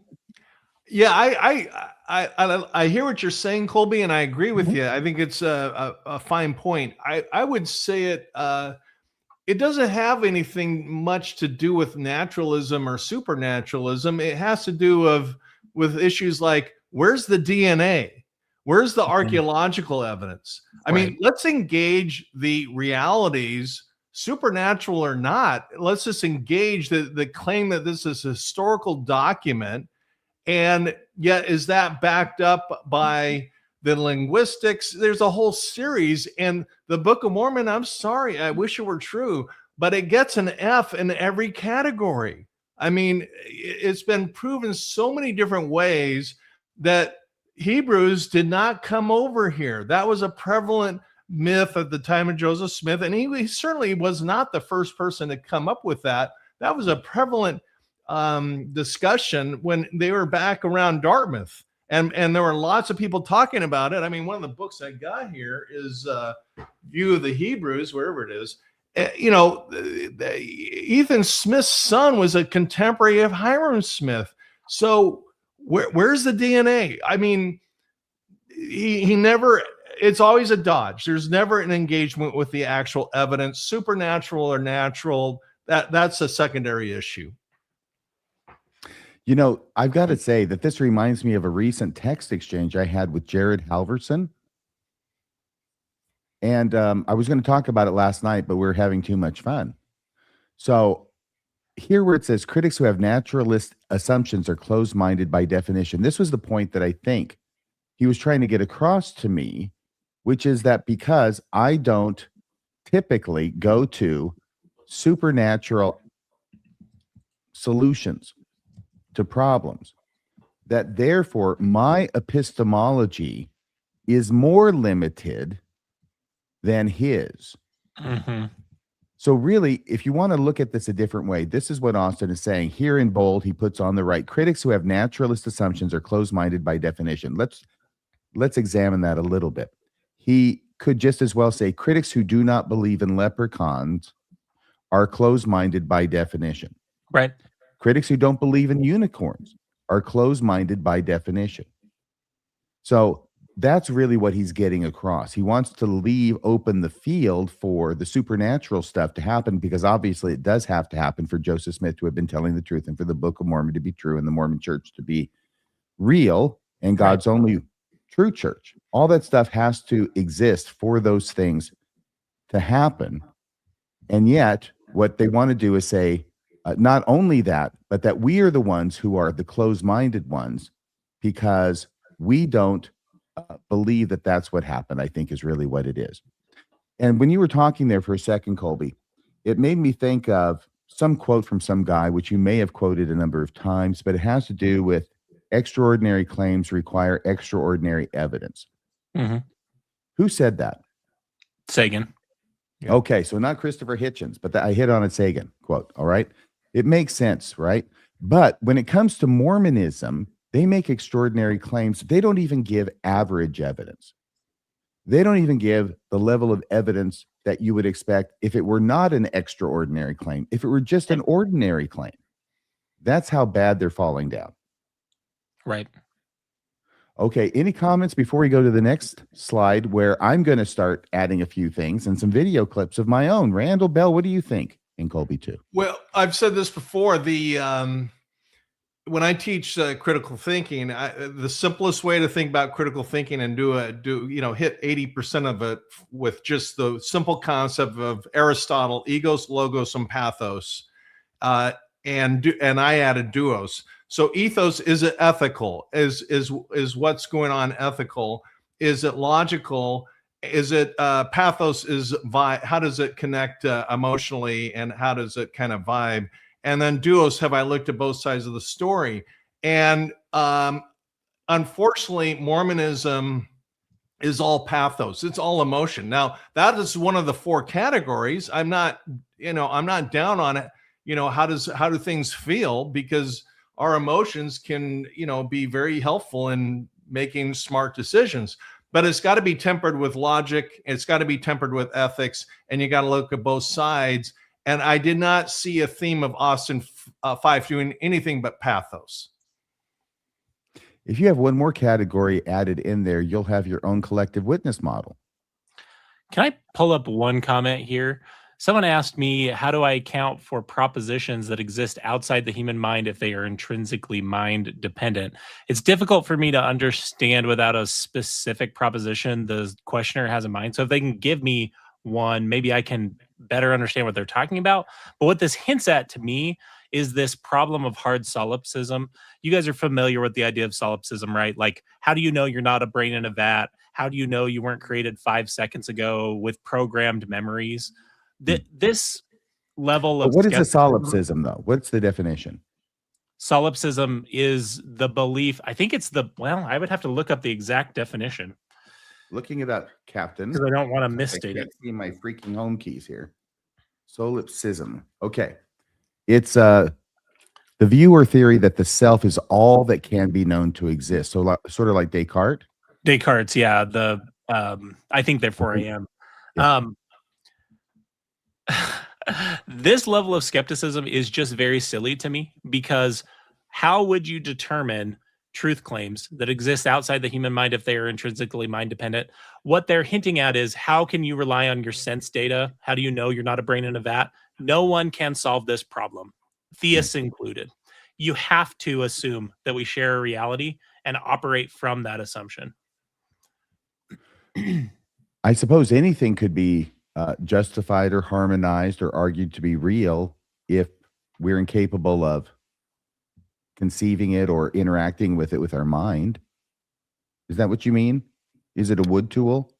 No, I'm saying that it is a form. When people ask this question, they are often doing it because they are trying to say you really can't know anything for certain. And that is true to some extent, right? The study of epistemology goes back millennia. It's very difficult to determine exactly how we know the things that we know. But we have learned throughout the course of our lives and throughout the course of human history, the way that we can make moves in the right direction. So it's just a silly question to me. When we start talking about this problem of hard solipsism, I cannot prove to anyone that I'm not a brain in a vat. I cannot prove that we're not in a simulation. I just don't find it a very useful thing to think about, in the sense that whether I am in a simulation or I am in a brain in a vat, it seems to me like I am sharing reality, at least on this screen, with the two of you right now. Whether the ultimate nature of that reality is a brain in a vat or a simulation, does it really fully matter? I guess is my question. Well, I'll let you in on a secret, is that you are actually interacting with another human being, which is me. Of course, you could just be a projection of my mind. Right. That's the problem. Okay. So I think it'd be more interesting if I was a projection of your mind. Oh, I don't know about that, Kolby. I think it's interesting that our backgrounds tend to reflect the things that are of most importance to us. And Randy has books in his background. Recently gotten out of storage. Yes. I'll leave the other unsaid. I find it more effective. You wouldn't be wrong, RFM. So my favorite critical thing that he puts up there, this is one. Okay. Let's see. Slippery slope, assuming catastrophic results from a premise. This is actually from his book. Austin wrote this. All right. Let me see what it says up here. It's hard for me to read it because there's some other things in front of it, but it says, can you read that, Kolby? It is dangerous to accept. That's what it is. It is dangerous to accept the doctrine of personal revelation from God. I got it now. It's just hidden a little bit behind the numbers and the people watching that's on my screen.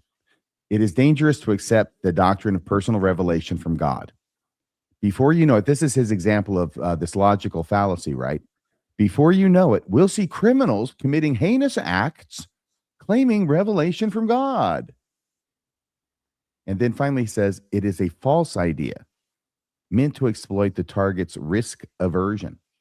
I just thought it was amazing that he gave that example considering recent history and even not so recent history in the Mormon church. So I've got some pictures up there of Ruby Frankie and Jody Hildebrand. We know about Chad, Daybell, Lori Vallow, and a couple of the Lafferty brothers who went to prison. All of them, well, at least some of them murdering people, and a couple of them on their way to murdering people and children as well. All of them involve children, though not just children, based upon the belief that they are getting revelation, personal revelation from God. And he says this as a logical fallacy. Before you know it, we'll see criminals committing heinous acts claiming revelation from God. Well, newsflash, Austin, they already are. Your thoughts? Go ahead, Kolby. Yeah, if you have not dug into these cases or watched documentaries about these cases, I think it is fair to say that we obviously know that not everyone who believes in Mormonism is going to be like Ruby Frankie, Jody Hildebrand, the Vallows, or the Laffertys. But you cannot separate their crimes from Mormonism. They did these things because they believed that they were called of God to do them, because they believed they received personal revelation to do them. They're hooks in the overarching narrative, Nephi's slaughter of Laban while he's defenseless, that hook into these ideas and allow people to find these patterns inside of this system. So not all Mormons are going to go this direction, but what a weird thing for Austin to say, given contemporary events. What do you think, Randy? It was super, super weird. And I would just circle back to what I just said. This is all pure pathos, all emotion. When I worked on the Heaven's Gate case, I've said this before, but I think it bears repeating, that at the time I was working on it, I was a true believing Mormon. And I came across, went down to the police and got all the videos that the Heaven's Gate cult had videotaped. And I came across a thing where Doe, the cult leader in Heaven's Gate, the most notorious suicide cult in U.S. history, said, let me just tell you, the truth, and then go and pray about it. And number one, and he also says something very interesting, which I just heard in General Conference. Don't talk to unbelievers about this. Just, pray and just simply ask God and stay away from the lazy learners and lax disciples, in essence. It was the same formula that Mormonism uses, and it's not tempered with any kind of logic. It's not tempered with any kind of ethics. Illegal stuff is really, a bad idea. It was pure emotion, and they certainly were forbidden from getting both sides of the issue. So I see some striking parallels. I know that sounds really just unbelievable and hard to wrap your head around when you hear that for the first time, but these are just facts. And, I'm just glad Mormonism's in my rearview mirror. That's all I can say about that. The Laffertys used Nephi's slaying of Laban, the story in the Book of Mormon, early on in the Book of Mormon, as a predicate and a justification for killing other people that God told them to. And in Lori Vallow's trial, the prosecutor introduced the jury in opening statement to be like Nephi and told them the whole story so they would understand what Lori was referring to in her text messages to others about stealing themselves. Now's the time we have to be like Nephi and we have to kill this person that God has revealed needs to die. Yeah. So, no, we're not making this up. We're not making this worse than it is. It's pretty darn bad. And yes, it's a minority of cases, thank God. And maybe they would have found a justification otherwise. Right. All I'm saying is that it's probably not a good idea to be making a slide like that. Yeah. And I think what it reveals is there's a disconnect there. Right. There's a disconnect of some sort, I think. Kolby? Right.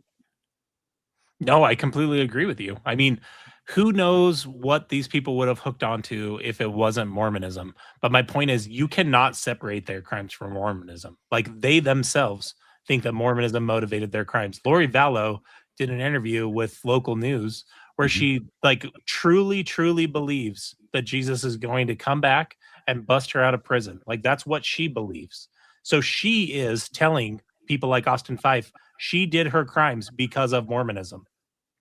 She needs to really not look into the Lafferty brothers, because I think one of them's dead in prison by now. I think the other one's still alive, but the one who's dead, as well as the one who's alive, used to believe the same thing 40 years ago when they got put in, that Jesus was going to come or Elijah was going to come and bust them out. Well, he's taking his time, and I think he's going to take his time busting you out of prison too, Lori.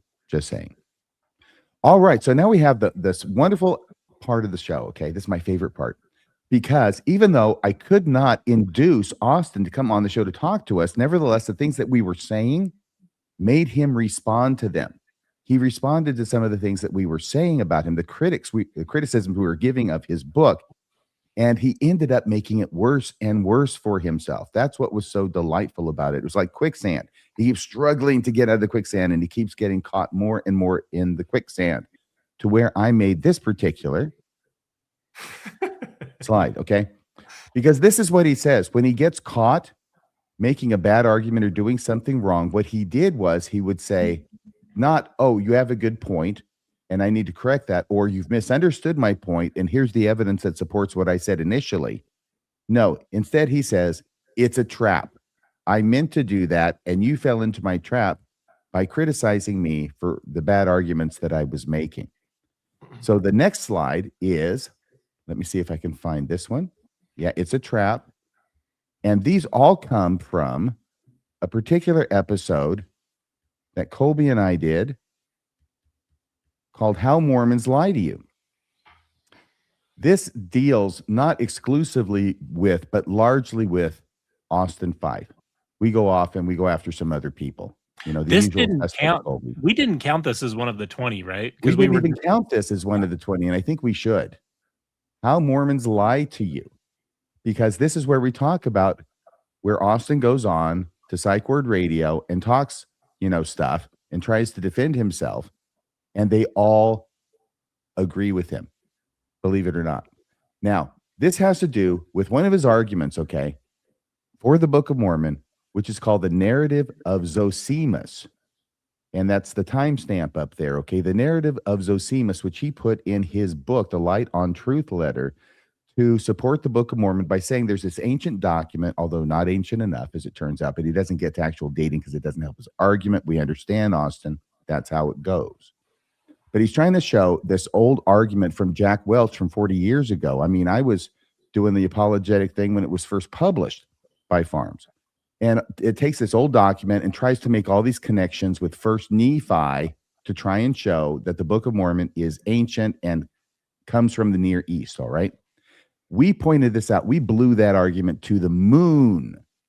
And this is what he gets confronted about or confronted with on Psych Word Radio. And this is what it is that he has to say about it. So this is from 3107 to 3426. Okay, so here we're going to go. Listen to what Austin Fife now has to say. Not like that's That's not what happened, guys. So, all right, next now, one. A critique of the. Is this right? He's reading a comment. Oh, it is. Okay. In a thread entitled Critique of the Narrative of Zosimus Evidence from the Light and Truth Letter, in the introduction, it says, So you can stop there. Here's why you can stop there. So this is essentially a thread on Reddit debunking one of my arguments about Zosimus having some parallels to Lehi's story and Lehi's vision. Here's the reason I wanted to post this one. This is like a little mini baby troll in the Light and Truth Letter, and they fell for it hook, line, and sinker. And I was so happy there's a thread. Here's why. I did not post this in the evidences section. So my argument is not, this is evidence for the Book of Mormon. What I did in the Light and Truth Letter is I showed loose parallels are not evidence, right? Just because it says rod of iron and view the Hebrews does not mean that's the source for the Book of Mormon. It's a nonsense argument. And so at the end of that section, I say, look at all these parallels between Lehi and Zosimus, right? Why do critics not use this as a source for the Book of Mormon? So I'm using their logic against them to say, why don't you use this as a source for the Book of Mormon if that's the way you do your logic and your math? And they totally fell for it. I wasn't making the argument, this is the source. I was saying, I'm using what you guys do against you. And they totally fell for it. I was so happy to see this thread. It cracked me up. Just went whoosh right over their head. All right. Wow. Okay. Wow. So It's a scholarly, here's why this cannot be the Book of Mormon and Lehi, and here's the timelines. This whole scholarly, debunking of the Zosimus argument. I'm like, wow, that's not even what I was trying to say. You fell for it. Okay. That's So intelligent. I'm sorry. that, So what was my reaction while I was watching this? What I'm was texting your the group. reaction? You were texting me all caps angry messages. I had to chuckle for a second because Cardin's wife Brittany is on the stream and she flashed for a second and she had a really stern look on her face. Maybe I'm reading too much into it, but I think it's because there's part of me that looked like she was processing what he's actually saying and is like, wait, what? You included a fake argument in your letter to listen to what he's saying. Take out his spin on it. He included a false argument that he doesn't believe in his letter to mislead people, to get people to respond to it.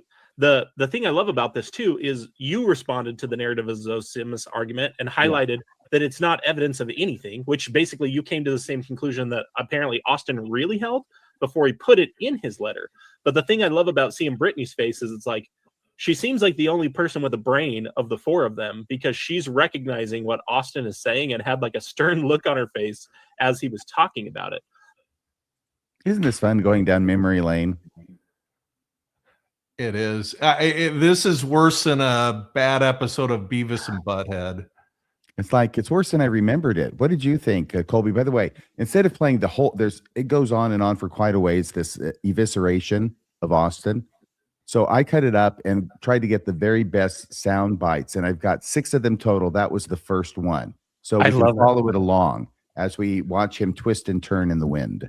I love it. Honestly, it was worse than I remembered also. I can't believe he admitted to this during a live stream and didn't, because his explanation since has basically been that we took him out of context and it isn't exactly the way we represented it. Well, we played his own words and he says it himself. It's that simple.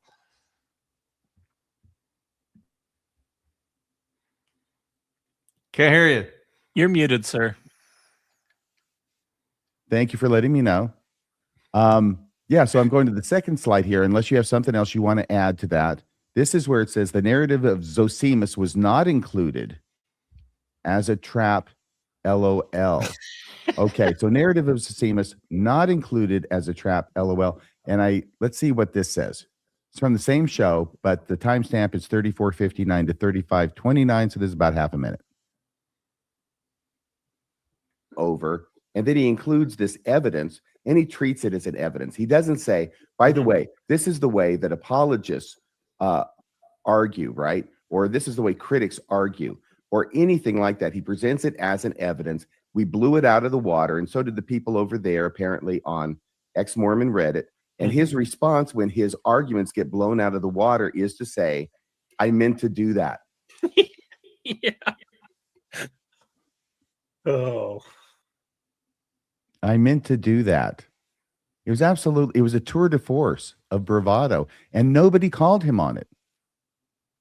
Yeah, except for Brittany's face.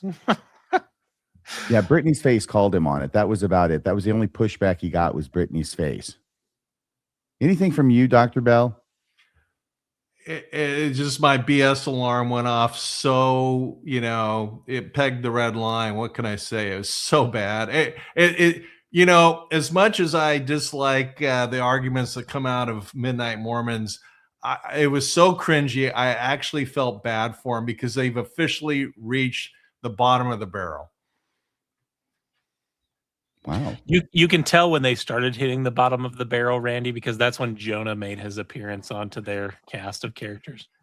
Yes. Have I mentioned he's a thief? Have I mentioned you're a thief yet? Have you heard that, Jonah? You're a thief and you haven't denied it yet or issued an apology for stealing my research and that of Eldon Watson and God knows how many other scholars. Okay, now this is where Kolby loses it on Austin. I was kind of surprised by this. Have you looked at these clips before tonight's show? No, I'm Okay, reacting fresh. I am glad to hear that because you're going to love this. Kolby loses it on Austin, 39-22 to 41-15. It's as the enormity of what it is that he's doing, Austin's doing, finally sinks into Kolby, and he has an emotional reaction. Let's watch. Mm-hmm. All right. So here's the narrative of Zosimus from his letter. This is the past week. I went back to say, what is this? How did you present it? Because I sure thought you were presenting it as an argument. Of course he does. What he says is, the narrative of Zosimus is an ancient text written originally in Hebrew. Why is that important? Well, it sounds like an argument. Mm-hmm. It appears to be at least as old as the time of Christ and likely much older. Oh, so it's important to the Book of Mormon. Critics usually do not reference this text. Well, that's true. Apologists don't either. But the parallels to the story of Lehi are fascinating. Fascinating, interesting. He's doing it again. He's trying to present it as an evidence without presenting it as an evidence the way he does throughout his paper, so he doesn't have to assume the burden of proof. He now lists all the alleged connections and parallels between the letter of Zosimus and the Book of Mormon, which were originally in the paper written by John Welch about 40 years ago. And it continues. There's the top one, or the bottom one at the top. This is the last part of his entry on Zosimus. Here's what he says. This is Austin Fife talking about the narrative of Zosimus. Critics may not Are you okay, Kolby?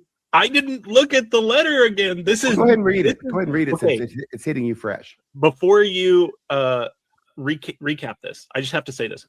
Austin Fife, you're a liar. This is a lie, and you are a liar. This is what liars do. You are a liar, sir. That's a lie. You lied, and we caught you in a lie. Do you have no shame? You're selling this book to people for money. This is absurd to me that they think God is on their side in this. This is a lie. He lied, and he admitted it. Oh, okay. I'll read this part now. Now that you got that out of your system. So what I want to know, Kolby, is do you think that Austin lied? In that particular instance, I absolutely think he lied. And no, DG, this is a different shirt because it's a different color, but it's the same shirt. Oh my gosh. Randy, what did you think about that explosive ejaculation from Kolby? I remember that episode. I thought, go Kolby, go. You're absolutely right, and every right to be furious. I call a spade a spade. It is what it is.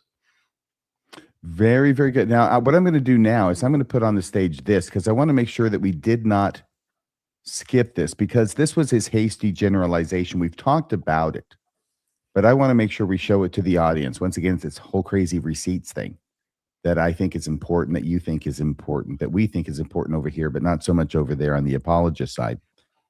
He says a hasty generalization, once again, from his letter, Austin's letter, an inference is drawn from insufficient evidence, leaping to a conclusion. Oh, okay, because we're going to talk about this here in a second, right? This is the one place where he talks about or references even the SEC scandal that the church had, and that became public in early 2023. And this is what he says about, hey, Randy, can you read what he says about it? This is his example of what a critic might say that would be a hasty generalization and hence a logical fallacy. Sure. The church affiliated investment manager, Ensign Peak, was fined $4 million, and the church, meaning the Mormon church itself, $1 million for insufficient reporting of securities owned.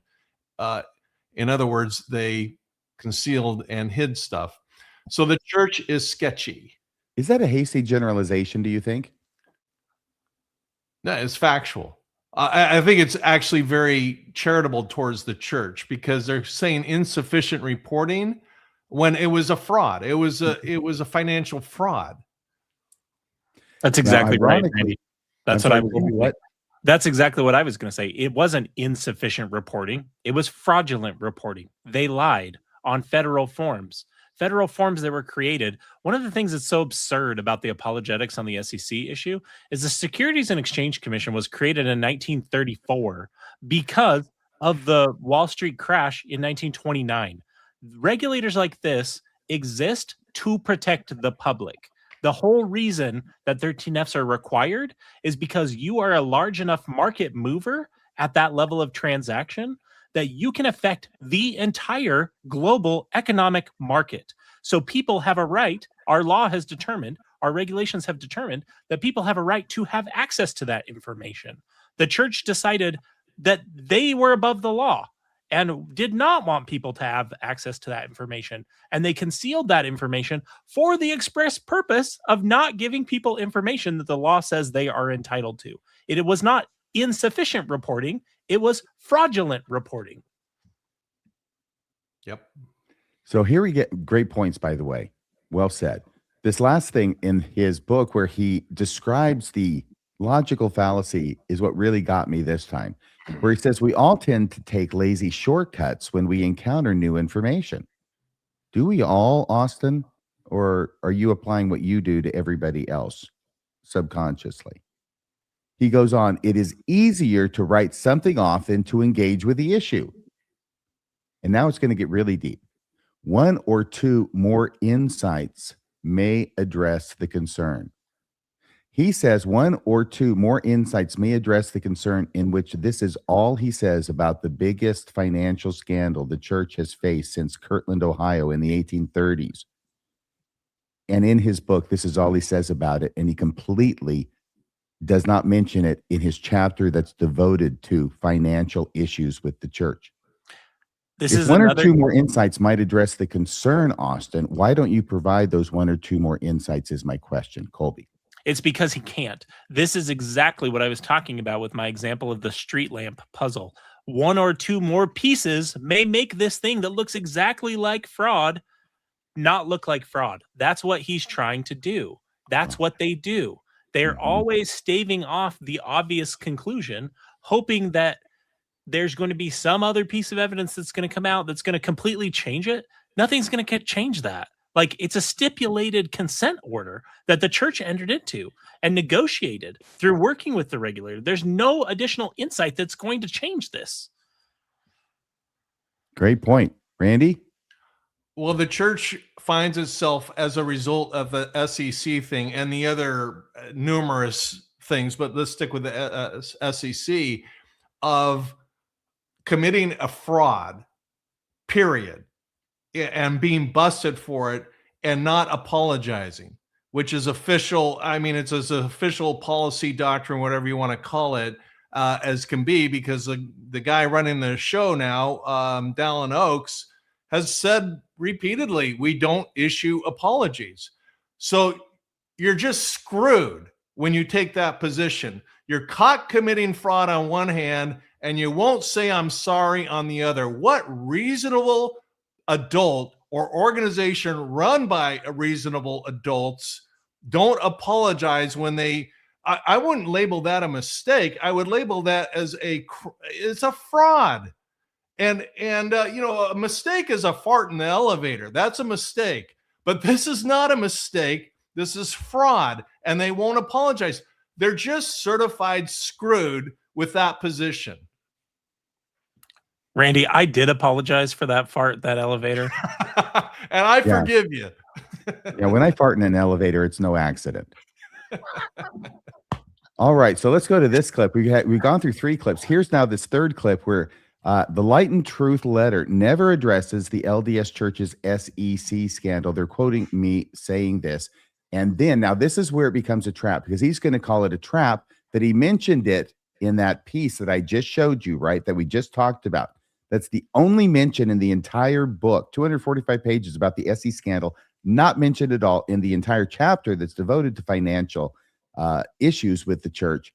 And they quote me, and this is what Austin Fife has to say and why he put that in his book. So obviously, if it's not obvious, let me make it clear. I am talking in the very first episode I did. This is even before Kolby. This is BC, okay? About church finances. And all I did was I looked at church finances. BK, I got it. Because I wanted to see how he addressed the church SEC scandal. It's the most recent, it's the biggest financial scandal that's ever been publicized about the church ever since Kirtland, ever since the 1830s. So it's a huge deal. He doesn't address it anywhere in there. And I'm talking about trying to find it. I couldn't find it. It turns out that you found, Kolby, that he referenced it in chapter 1, but it's only in passing. And he uses it as an example of what he calls a hasty generalization. That if you think because the SEC fined the church or whatever, his church was fined, that obviously the church did something wrong. Yeah, who would come up with that idea? I got no idea. Obviously, when the SEC fines people, it's because it doesn't mean it doesn't mean they did something wrong. Okay. It usually does, I think, but not when it's the church getting fined. Anyway, that's what we're talking about. That's why they're playing me. And listen to how Austin responds to this, because guess what? It's another trap. Is a search function in the letter. Oh, a search and I function. Put securities in there. Nope, nothing comes up. I put exchange in there. Nothing comes up. You can actually pause it real quick. Okay, pause it. Yeah. Oh, maybe he might finish it, but ironically, it is sort of in the Light and Truth letter under manipulation and fallacies. I use it as an example of a hasty generalization where they say, because the church was fined, therefore the church is sketchy, false, bad, whatever. It's a hasty generalization. It's not necessarily one means the other. It just means that the church was fined, and we can have a discussion about that. Apparently not. So ironically, he said that it's nowhere in the letter. It is in the letter. It's under manipulation and fallacy. So it's kind of funny. He fell into It's where you go from 1 to 11 with unjustified. So do we keep playing this? No. Oh, okay. Because it's just look. Okay, so it's a red herring. It's right. I ask questions in this section that go completely unanswered, and then he uses a red herring to kind of distract from the issue. It's like, no, you don't understand. I'm asking the questions. Not you. I'm asking the questions. And that's the Light and Truth letter. What he repeats over and Oh my God! I'm asking the questions. I'm asking the questions. Oh, sorry. So when I criticize him for not addressing in his financial issues section relating to the church, the biggest scandal the church has had in the last 150 years, okay, almost 200 years. That's a red herring, apparently. Yeah, that's a red herring. In the church finances section. Yes, in the church finances section. And he doesn't address the issue in chapter 1. He uses it as an example of a hasty generalization without going into any facts. He gives it 2 sentences, right? As a hasty generalization to say, just because a government agency like the Security and Exchange Commission, after a years-long investigation, finds church leaders because they find that church leaders were involved in this violation of the law. And this violation of the law went on for 20 years, okay? That just because the church gets fined by the SEC, it doesn't mean the church did something wrong. That's what he calls a hasty generalization. So he never addresses the issue about the SEC fine in the letter. And that is a trap. Yeah, he called that a trap. I replayed it there only to show where he calls it trap, because there's some over talking at the end, but he says, yeah, he fell right into my trap by pointing out and finding fault with him not addressing the SEC violation in his chapter on financial issues, or anywhere in his book except as that misleading example in chapter 1 that we reviewed before. That's the trap. This goes back to a comment Randy made earlier in this episode. Every time Austin is having live conversations about these critical thinking, epistemological, logical fallacy type topics, it is so clear he has no idea what he's talking about. To say that that is a red herring demonstrates that you have no idea what a red herring is. What do you think, Randy? Did you know there were so many traps in this book? Say again? Did you know there were so many traps in this book?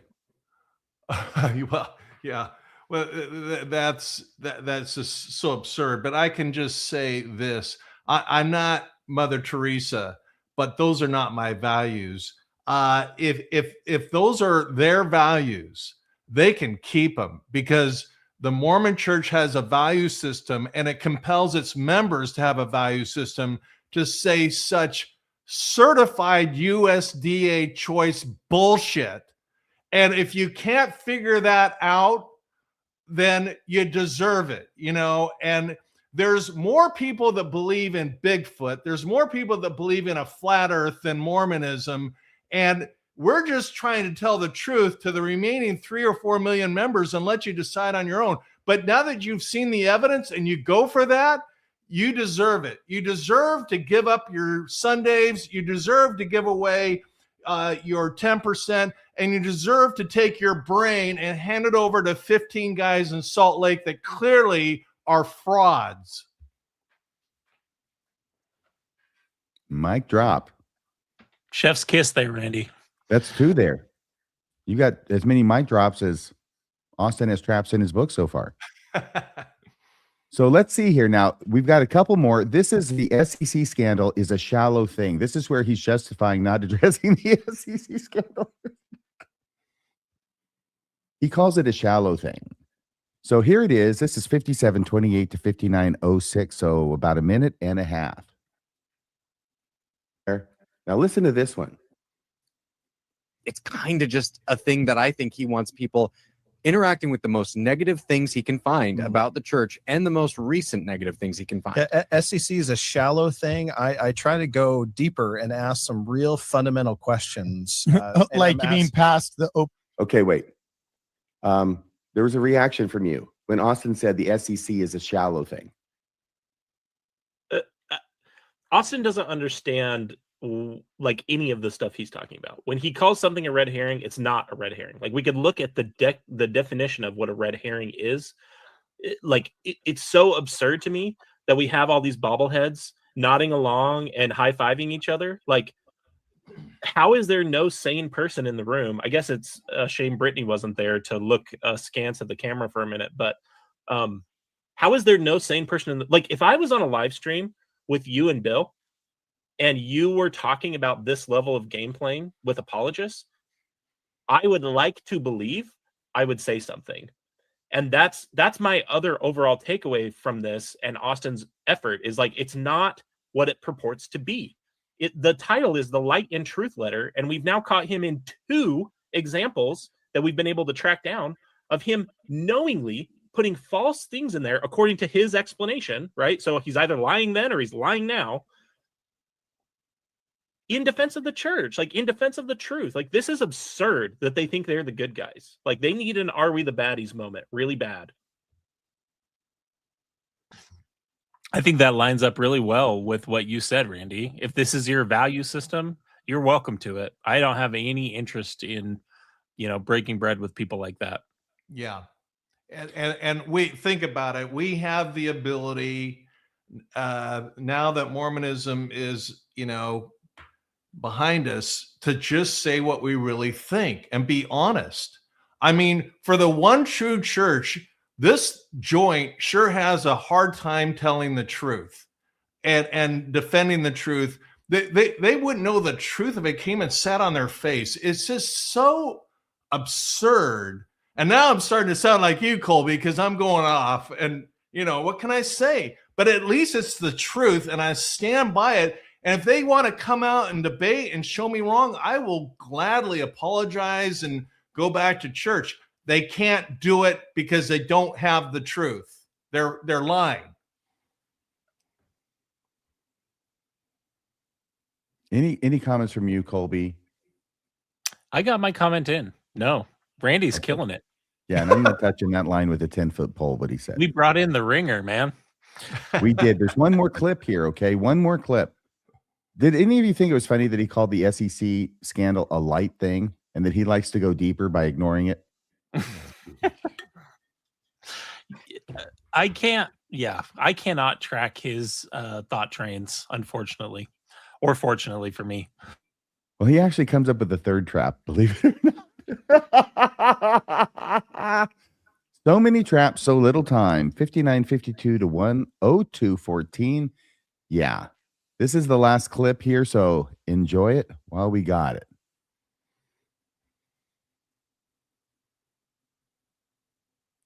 I'll continue with this particular clip. Please. Opening page so you can pronounce the name right. You know what I'm saying? All right, Yeah. keep going. And that's all I've really seen on Reddit, and so far the responses that I've seen online is it's using red herrings to distract attention away from the real questions that I'm asking, and so they fall completely on their face they fall right into the trap of the Light and Truth letter for the critics, because I asked them real questions that they can't answer or won't answer. You know what they hate? They don't. So we fall into the trap with the Light on Truth letter because we don't answer his inane questions. In other words, we deal with the substance of what he presents, we demolish it, and we fall into his trap because we didn't answer his questions. So, number one, when the Light and Truth letter doesn't mention an important issue like the SEC scandal, it's a trap. Number two, when the Light and Truth letter when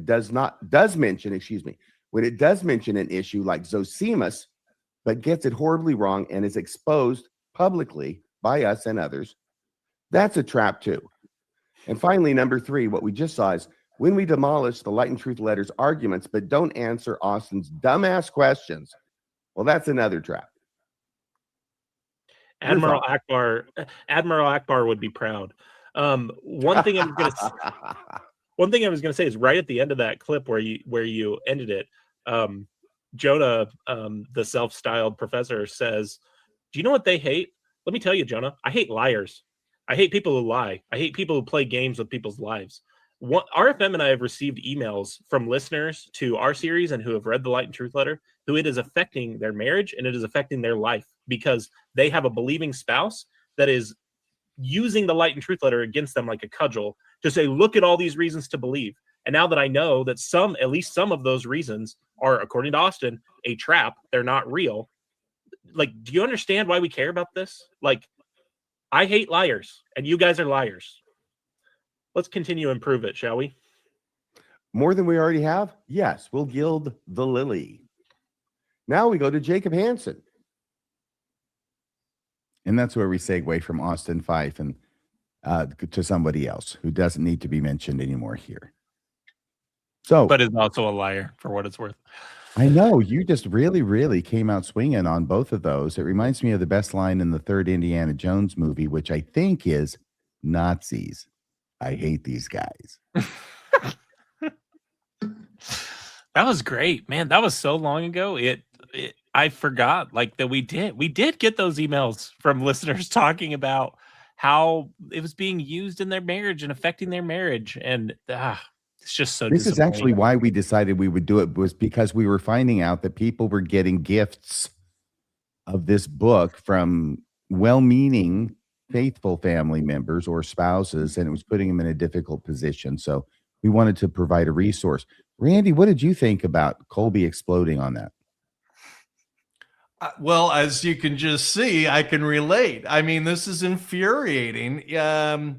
Unfortunately, I found out that the Mormon Church exploded. I was all in. I was that guy on the airplane that always carried a Book of Mormon in my briefcase to hand to the lucky person that happened to sit next to me. Did you sit next to Mick Jagger? I was ready for him. If he showed up, I was there. And I had just sent 3 kids on a mission. I was about to send a 4th. I had paid a fortune into tithing. I invested. I did my whole career around being on church on Sunday. I was all in. And then out came this thing called the gospel topic essays, which were basically admissions that all the things that I had heard were anti-Mormon lies were, guess what? They were actually true. The Baptist minister on a rant down the street against Mormons, he was the guy telling the truth. My church was lying to me. I'm the wrong guy to lie to. I'm a nice guy, believe it or not, despite my rants tonight. But, it's infuriating. And, I could go on about major life choices I made. There's no way in hell I would have made had the church simply told the truth, what you are in the gospel topic essays, but they withheld that information for decades of my life. So I think we have every right. Kolby has the right. I have the right. You have the right. Everybody listening has the right to be pissed, and if you're pissed, be pissed. I don't want to live my life pissed. I've largely processed it, which you probably never guessed from tonight. But, there are periods where this comes back, and then you hear these Beavis and buttheads trying to call things red herrings and mistakes and not take any credibility or any responsibility, and are so profoundly dishonest. I'm just simply not amused. I could go on, but I'll sound too much like Kolby. Well, thank you for clarifying that, because I think a lot of people were thinking you were amused. So, can I share RFM? I did get why permission. I do this, Kolby. Oh. I want to hear what you want to share. Do you know why I do this? When he says red herrings, because that's the hand gesture that I don't know. It's like he needs some Skelligro in his right hand, because there's just nothing going on there when he does the red herring thing. Okay, Kolby, what do you want to share? I'm sorry. I shared this with at least you, RFM. I can't remember, Randy, if I shared it with you already. I got a message like literally just a few days ago from a listener to this series that I got their permission to share. I'm not going to share their name, but just their message. It goes exactly to what we're talking about. Hi, Kolby. I don't know if you will see this or not. I just wanted to send you a message of gratitude. I have been a Mormon all my life. Grew up in the town that they grew up in. I'm not going to share that. Went on a mission, taught seminary, whole 9 yards. I went to law school and have been practicing now for a number of years. Anyway, post law school, I began to consume faithful content on YouTube, Ward Radio, Jacob Hansen, Austin Fife, etc. Their arguments did not hold up at all. In fact, their content was so bad, it made me question my testimony. Their arguments and conclusions had exactly the opposite effect on me and led to my questioning. This indirectly led me to finding RFM's page, where the two of you took apart the Lite on Truth letter together. It was so refreshing to hear your take, and then they note a few different arguments that resonated with them. This is the point of why it's irresponsible for these guys to behave the way they did. So yes, I'm probably a little bit softer than I was when we recorded that clip, but it's not because I don't feel as condemnatory towards them. They should be ashamed of themselves. If they were capable of feeling that, they probably would. But it doesn't seem like they are. But they are playing games with people's lives. And that's not right. It's not right to troll people and trap people to stay inside of this church. People should have the right to make that decision for themselves based on the best information. And Austin is not sharing the best information. Very good. Very good. All right. Well, we are almost at the end of tonight's show, just so everybody knows. And then we talked about your favorite fallacies or arguments from the response series. There's going to be a place in here where we're going to invite people to call in and share whatever it is they want. Perhaps Randy will substitute for that. If you want to come in and let us know, that would be fine. But I only say it so reluctantly because we're at 2:28:34 in the show that was supposed to end 28 minutes and 38 seconds ago. Are you doing okay, Kolby? Oh, I'm fine. Okay. All right. If you're sure that you are, because there are a few other things. You had included some Amazon and Goodreads reviews of the book. Yeah, and I'll only share these in case anyone wants to join while we wait for people. Can you post that in the chat, the live chat, RFM, so that people have a link to it? I've posted it, but I'm not sure it shares to both shows at the same time. Well, the answer to that is hell if I know, but let me see. Probably not. You're going to want to... I can do it in one. I can do it probably what'll be the most roundabout way of doing it. So go ahead and you can talk about that review, and I'll see about getting this link posted. I think I just pulled together a bunch of 5-star and 1-star reviews from Amazon and Goodreads about the Light and Truth letter that I thought were funny in case we didn't have anyone call in. I just thought this one was funny. Many of the arguments aren't the strongest, but the author never claims they are anything more than just interesting questions that help guide his own journey. This book is worth it just for the extensive amount of resources linked throughout. So you bought a book because of the extensive amount of resources that link you to arguments that aren't the strongest. 5 stars. Got it. 1 star, very poorly researched and written. It is clear the author is a freshman apologist who has not engaged with these topics with any academic rigor. If anyone is hoping to give this book to a doubting family member or friend, please only do so if your hope is to drive them away from the LDS faith. Nothing is worse for a doubter than poorly constructed apologetics. And this one really cracked me up because it has a reference to you and I, RFM.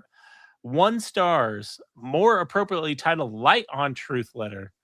For a 58-hour chapter-by-chapter commentary on the logical fallacies, poor research, and motivated reasoning in this book, please Google Radio Free Mormon, Kolby Reddish Light and Truth letter. The book states that it is written as a response to the critic of the church, but it is written as confirmation bias to the believer, not as an honest engagement of the facts with the critic. I really wish I could have appreciated that, but I'm too busy cocking up the link. That's so okay. Let me see here. I have it copied, and then something else happened, and I don't know what the hell's going on. That's But okay. if Let me just read this last one, and then maybe we'll get Randy's closing thoughts, your closing thoughts, and we'll get out of here. Yeah. Let me see here if this works. Okay, now there's a link. Now that link should work. Okay. Pay no attention to the first link, okay? The second link should work. So This what do one- you think, Randy? Or I'm sorry. This one gave me a good chuckle. Senior primary level, 1 star. A friend gave me this book to help me answer my gospel questions. How do I get their money back? Osmond's gospel knowledge and intelligence is somewhere around senior primary level, and my copy of his book didn't come with crayons or blank pictures to make it complete. Wow, that's great. I think the senior primary level is actually a compliment. Yeah. 5 stars. Lighting the darkness. Wonderful debunking of disinformation and deceptive tactics used by the critics of the Church of Jesus Christ of Latter-day Saints. One thing that was really interesting to me as I was looking at these and pulling together a bunch of 5-star reviews, not a single one that I saw mentioned anything outside the first chapter. Every single one of them just talked about how the Light and Truth letter takes the fight to the critics and exposes their disinformation and deceptive tactics, which, of course, if those individuals had continued to read through the book, they would be surprised to find Austin engages on roughly several times a page. So, good point. So then there's kind of like a secret quiz book. Randy, are you able to read that? Is that large enough for you to read? The secret quiz book. Oh yeah, I can read it. The author lays out a section on logical fallacies in an attempt to show the reader how antis or non-believers will use fallacious arguments to somehow get members to have doubts in the truth claims of the LDS Church. But in an apparent misstep, he actually educates the reader with knowledge to dismantle a vast amount of the forthcoming information in the book. It is ripe with the very fallacy he warns the reader about. It's almost like a fun Where's Waldo logical fallacy challenge. But usually Waldo is right in the center of the page, staring the critical thinker right in the face. The LDS Church has been involved in plenty of scandals since its inception in the early 1800s. Sexual scandal, racism, bigotry, financial fraud, etc. What about polygamy? Anyway, the author chooses to completely leave out and child abuse, which you want to see me flip cars. That should be added there too. The author chooses to completely leave out much of the information, which is a major problem when addressing reasons to either stay or leave a religious organization that claims moral authority. Awesome. Very good. Well worded. Kind of like a secret quiz book indeed. What were you going to say, Kolby? I think we had someone join us, RFM. Yes, we did. And I was just going to bring him in. It could be, how are things in Mongolia? You know, hang on a second here. There we go. I think that if Diamond Dave, I keep trying to put him on. Are you trying to put him on? I tried to help you and I took him off. Sorry. There you go. That was all Kolby's fault, Diamond Dave. I just want you to know that. If Diamond Dave had I don't know if he had a talk channel, talk podcast, you could call it Yak Talk. I probably should. Apparently, I'm an anarchist in the chat, which weird. I feel like I don't know. I've actually thought saw you yesterday. Yeah, I know, right? It's been a journey. It's been Also, a if you journey. RFM, if you had a yak-based podcast, it would obviously be named Yakety Yak. Come on, it's Don't right talk there. back. Yeah, Kolby, don't talk back. Puns. I finally gotten Yes. to where you were yesterday, and now you're in tomorrow. Once again, you're still calling from the future. Is it March 8th over there? It's March 8th, 12:35 p.m. Well, it's good to know we haven't blown ourselves up yet. Yeah, not yet. Wait until tomorrow. We'll Well, just we can take go it to day sleep. by day. We can go to sleep peacefully tonight knowing that the world has not blown up by March 8th. Yeah, your side, our side of the world hasn't anyway. Don't know about yours, but we'll find out. But so the thing is, and I've called in on a couple of these shows because I have a lot to say about Austin Fife's Lite and Truth letter. And one of the things is, and Kolby brought this up, is this book allegedly is intended to help people because Austin Fife allegedly had a faith crisis. But he has a faith crisis and he wants to help people, so he puts traps in his book. Clever plan. I know, right? And it's like, I was legitimately thinking, like, dude, someone's going to get hurt by this. Like, someone's going to, like, there's going to be people who are genuinely seeking answers. And then they're going to, find him on Ward Radio and be like, oh, yeah, that was a trap. And, oh, yeah, I was trolling there, And you're not going to be able to really take it seriously, which is kind of the first thing I wanted to talk about. The second thing I wanted to bring up yet again, because there's the overall theme of how poorly written it was and the lack of like authenticity and historical basis to the book, right? It still blows my mind to this day that apologists like Austin Fife of the one true church of Jesus Christ are held to a lower standard than I am as a gaming YouTuber. it is crazy when you put it like that, Dave.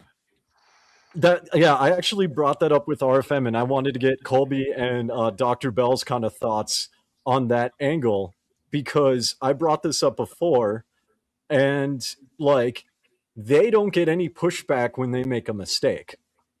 I have an audio mistake, or if I do a narrative about a video game, right? Something that's just recreational, and I get something wrong, I will be destroyed in the comments, even if it's like an accidental mistake. If it was overt lying, your channel's gone. You have no channel because you have no following. And that's just entertainment recreationally. It's not the one true church of Jesus Christ. It just blows my mind they're held to such a low standard. What do you think about the dichotomy, Kolby, and then Randy, about the different standards that people are held to? Well, I was just going to talk about actually the first project you and I ever did together, RFM, was a series, just an audio series we did called like Mormonism and the Rules of Evidence, or Mormonism in the Legal Field, something like that. And we were doing kind of the same analysis you're doing, Dave, with what you spend time doing. And we were looking at comparing like what the rules of evidence can teach us about church history. And it's just so absurd to me that really whatever standard you pick, unless it's the internal standard, apologetics for Mormonism are going to fail. They're going to fail literally any standard. There is no floor unless you're setting it by Mormon apologetic standards. That's the only way they can like continue to do this. And you're right. It's absurd to me that they think they're defending the truth. They think they're the bad guy, or they think they're the good guys while they're engaged in this type of behavior. Dr. It does Bell. strike me. It's a bit strange, and I want to hear what you have to say about it, Randy. But it's strange that what would seem to be the more serious subject being discussed, i.e., your eternal salvation versus gaming, right? That the more serious the subject is, the less stringent the requirements are that you be accurate or honest with your audience. What do you think, Randy? Well, Dave, I think you've made a brilliant insight. I mean, I'm not trying to virtue signal here, but if I did this kind of stuff in my business, I wouldn't have a business. I get FBI clearances probably twice a week. I'm literally fingerprinted, I don't know, at least once a year, maybe more.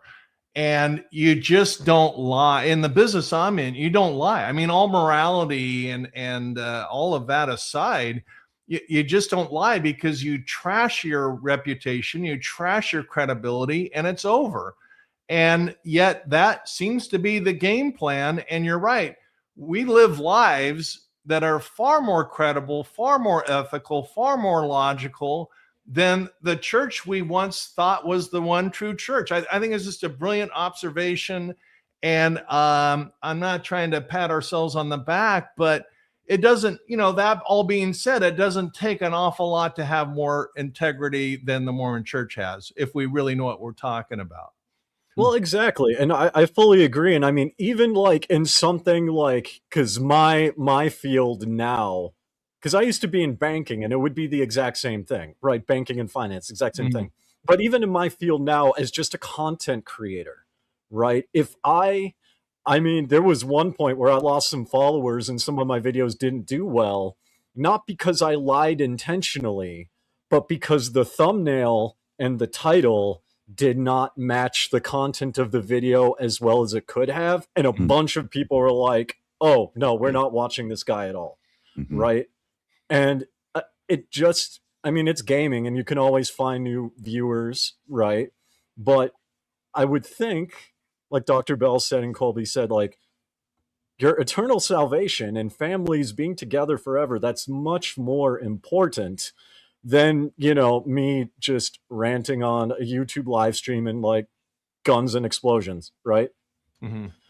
But, and so it's like there's no accountability within the church to refine the arguments, because I've seen other denominations of like Christianity and Catholicism, which I generally don't get along with, and like with those groups of people. But I mean, I can respect the fact that if a pastor or a Catholic priest, someone of a different denomination, if they were to do this, everyone would go after them. There would be like some internal mechanism within that system to try and put in accountability, but there's just none in the Mormon church for some reason.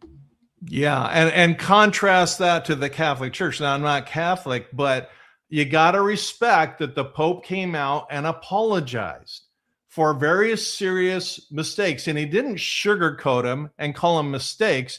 It was child abuse. And he went through a whole list of apologies. And it seemed to, at least to me, to be very sincere. I can accept people,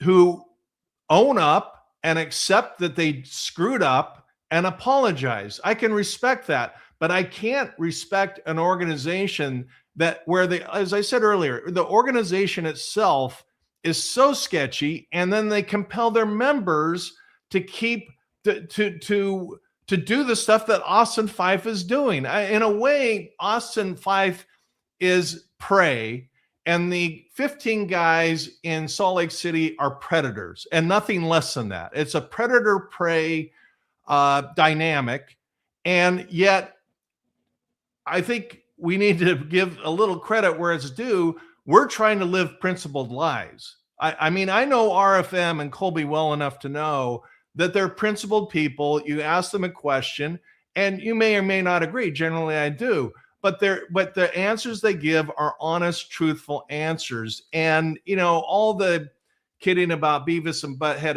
aside, this is serious stuff. They do real damage with this predator-prey dynamic. At some level, I feel sorry for Austin Fife because he's so obviously wrong. But I don't feel sorry for the 15 guys that perpetuate this stuff and refuse to apologize. Yeah, and that would be kind of my angle. My only thing is that I agree to a point, because when I first heard about the Light and Truth letter, I was still kind of like hanging out with Ward Radio way back in the day, right?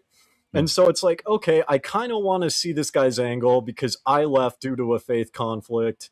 And it's like, all right, so he wrote a book, he asked questions, this is his story. And I was kind of sympathetic to that, right? He wrote a book about his personal experience, and whatever happens, happens. But as I saw the book being played out by Kolby and RFM, it wasn't so much his personal story as it was like basically regurgitated faith matters, scripture plus type arguments with questions at the end be like, we may not know the answer to this, but wouldn't it be cool if it's true? And I'm just like, what is the function of this book? Like, what are you trying to do with this book? And now that there's like traps in this book, that's even more harder for me to sympathize with him, because not only is there no cohesion to the book, but now there's an intent to mess with people in the book. And that's if we believe him. Yeah.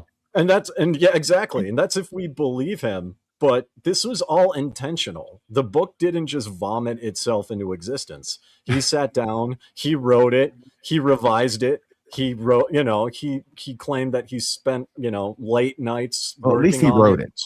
I don't know about the revision. But, who knows? But it's like this is like intentional. And so it's like, if there's no cohesion in the intention, why should we trust the intention? You're right, Dave. And the thing we got to remember is just how frightening and dangerous this is. What regardless of what Austin Fife's intentions are, you go back to that Amazon listing. The scary thing is it has a 4.8 rating overall.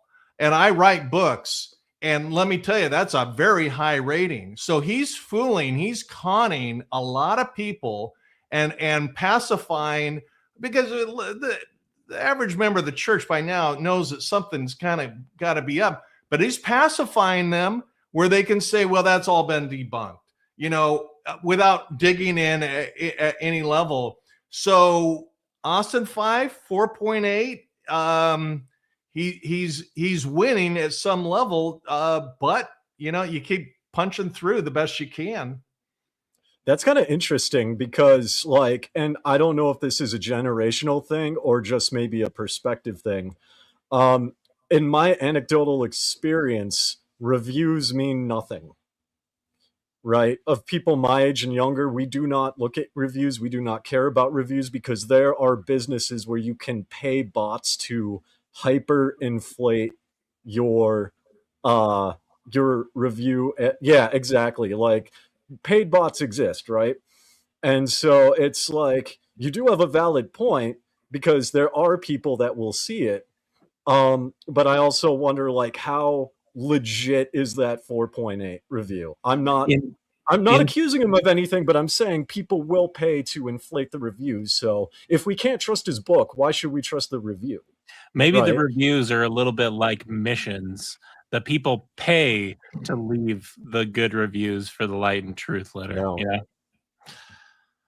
Well, thanks, Dave. Thanks for joining us. Thanks for having me on. Great comments. Well, have a good one. Thank you. Thank you so much.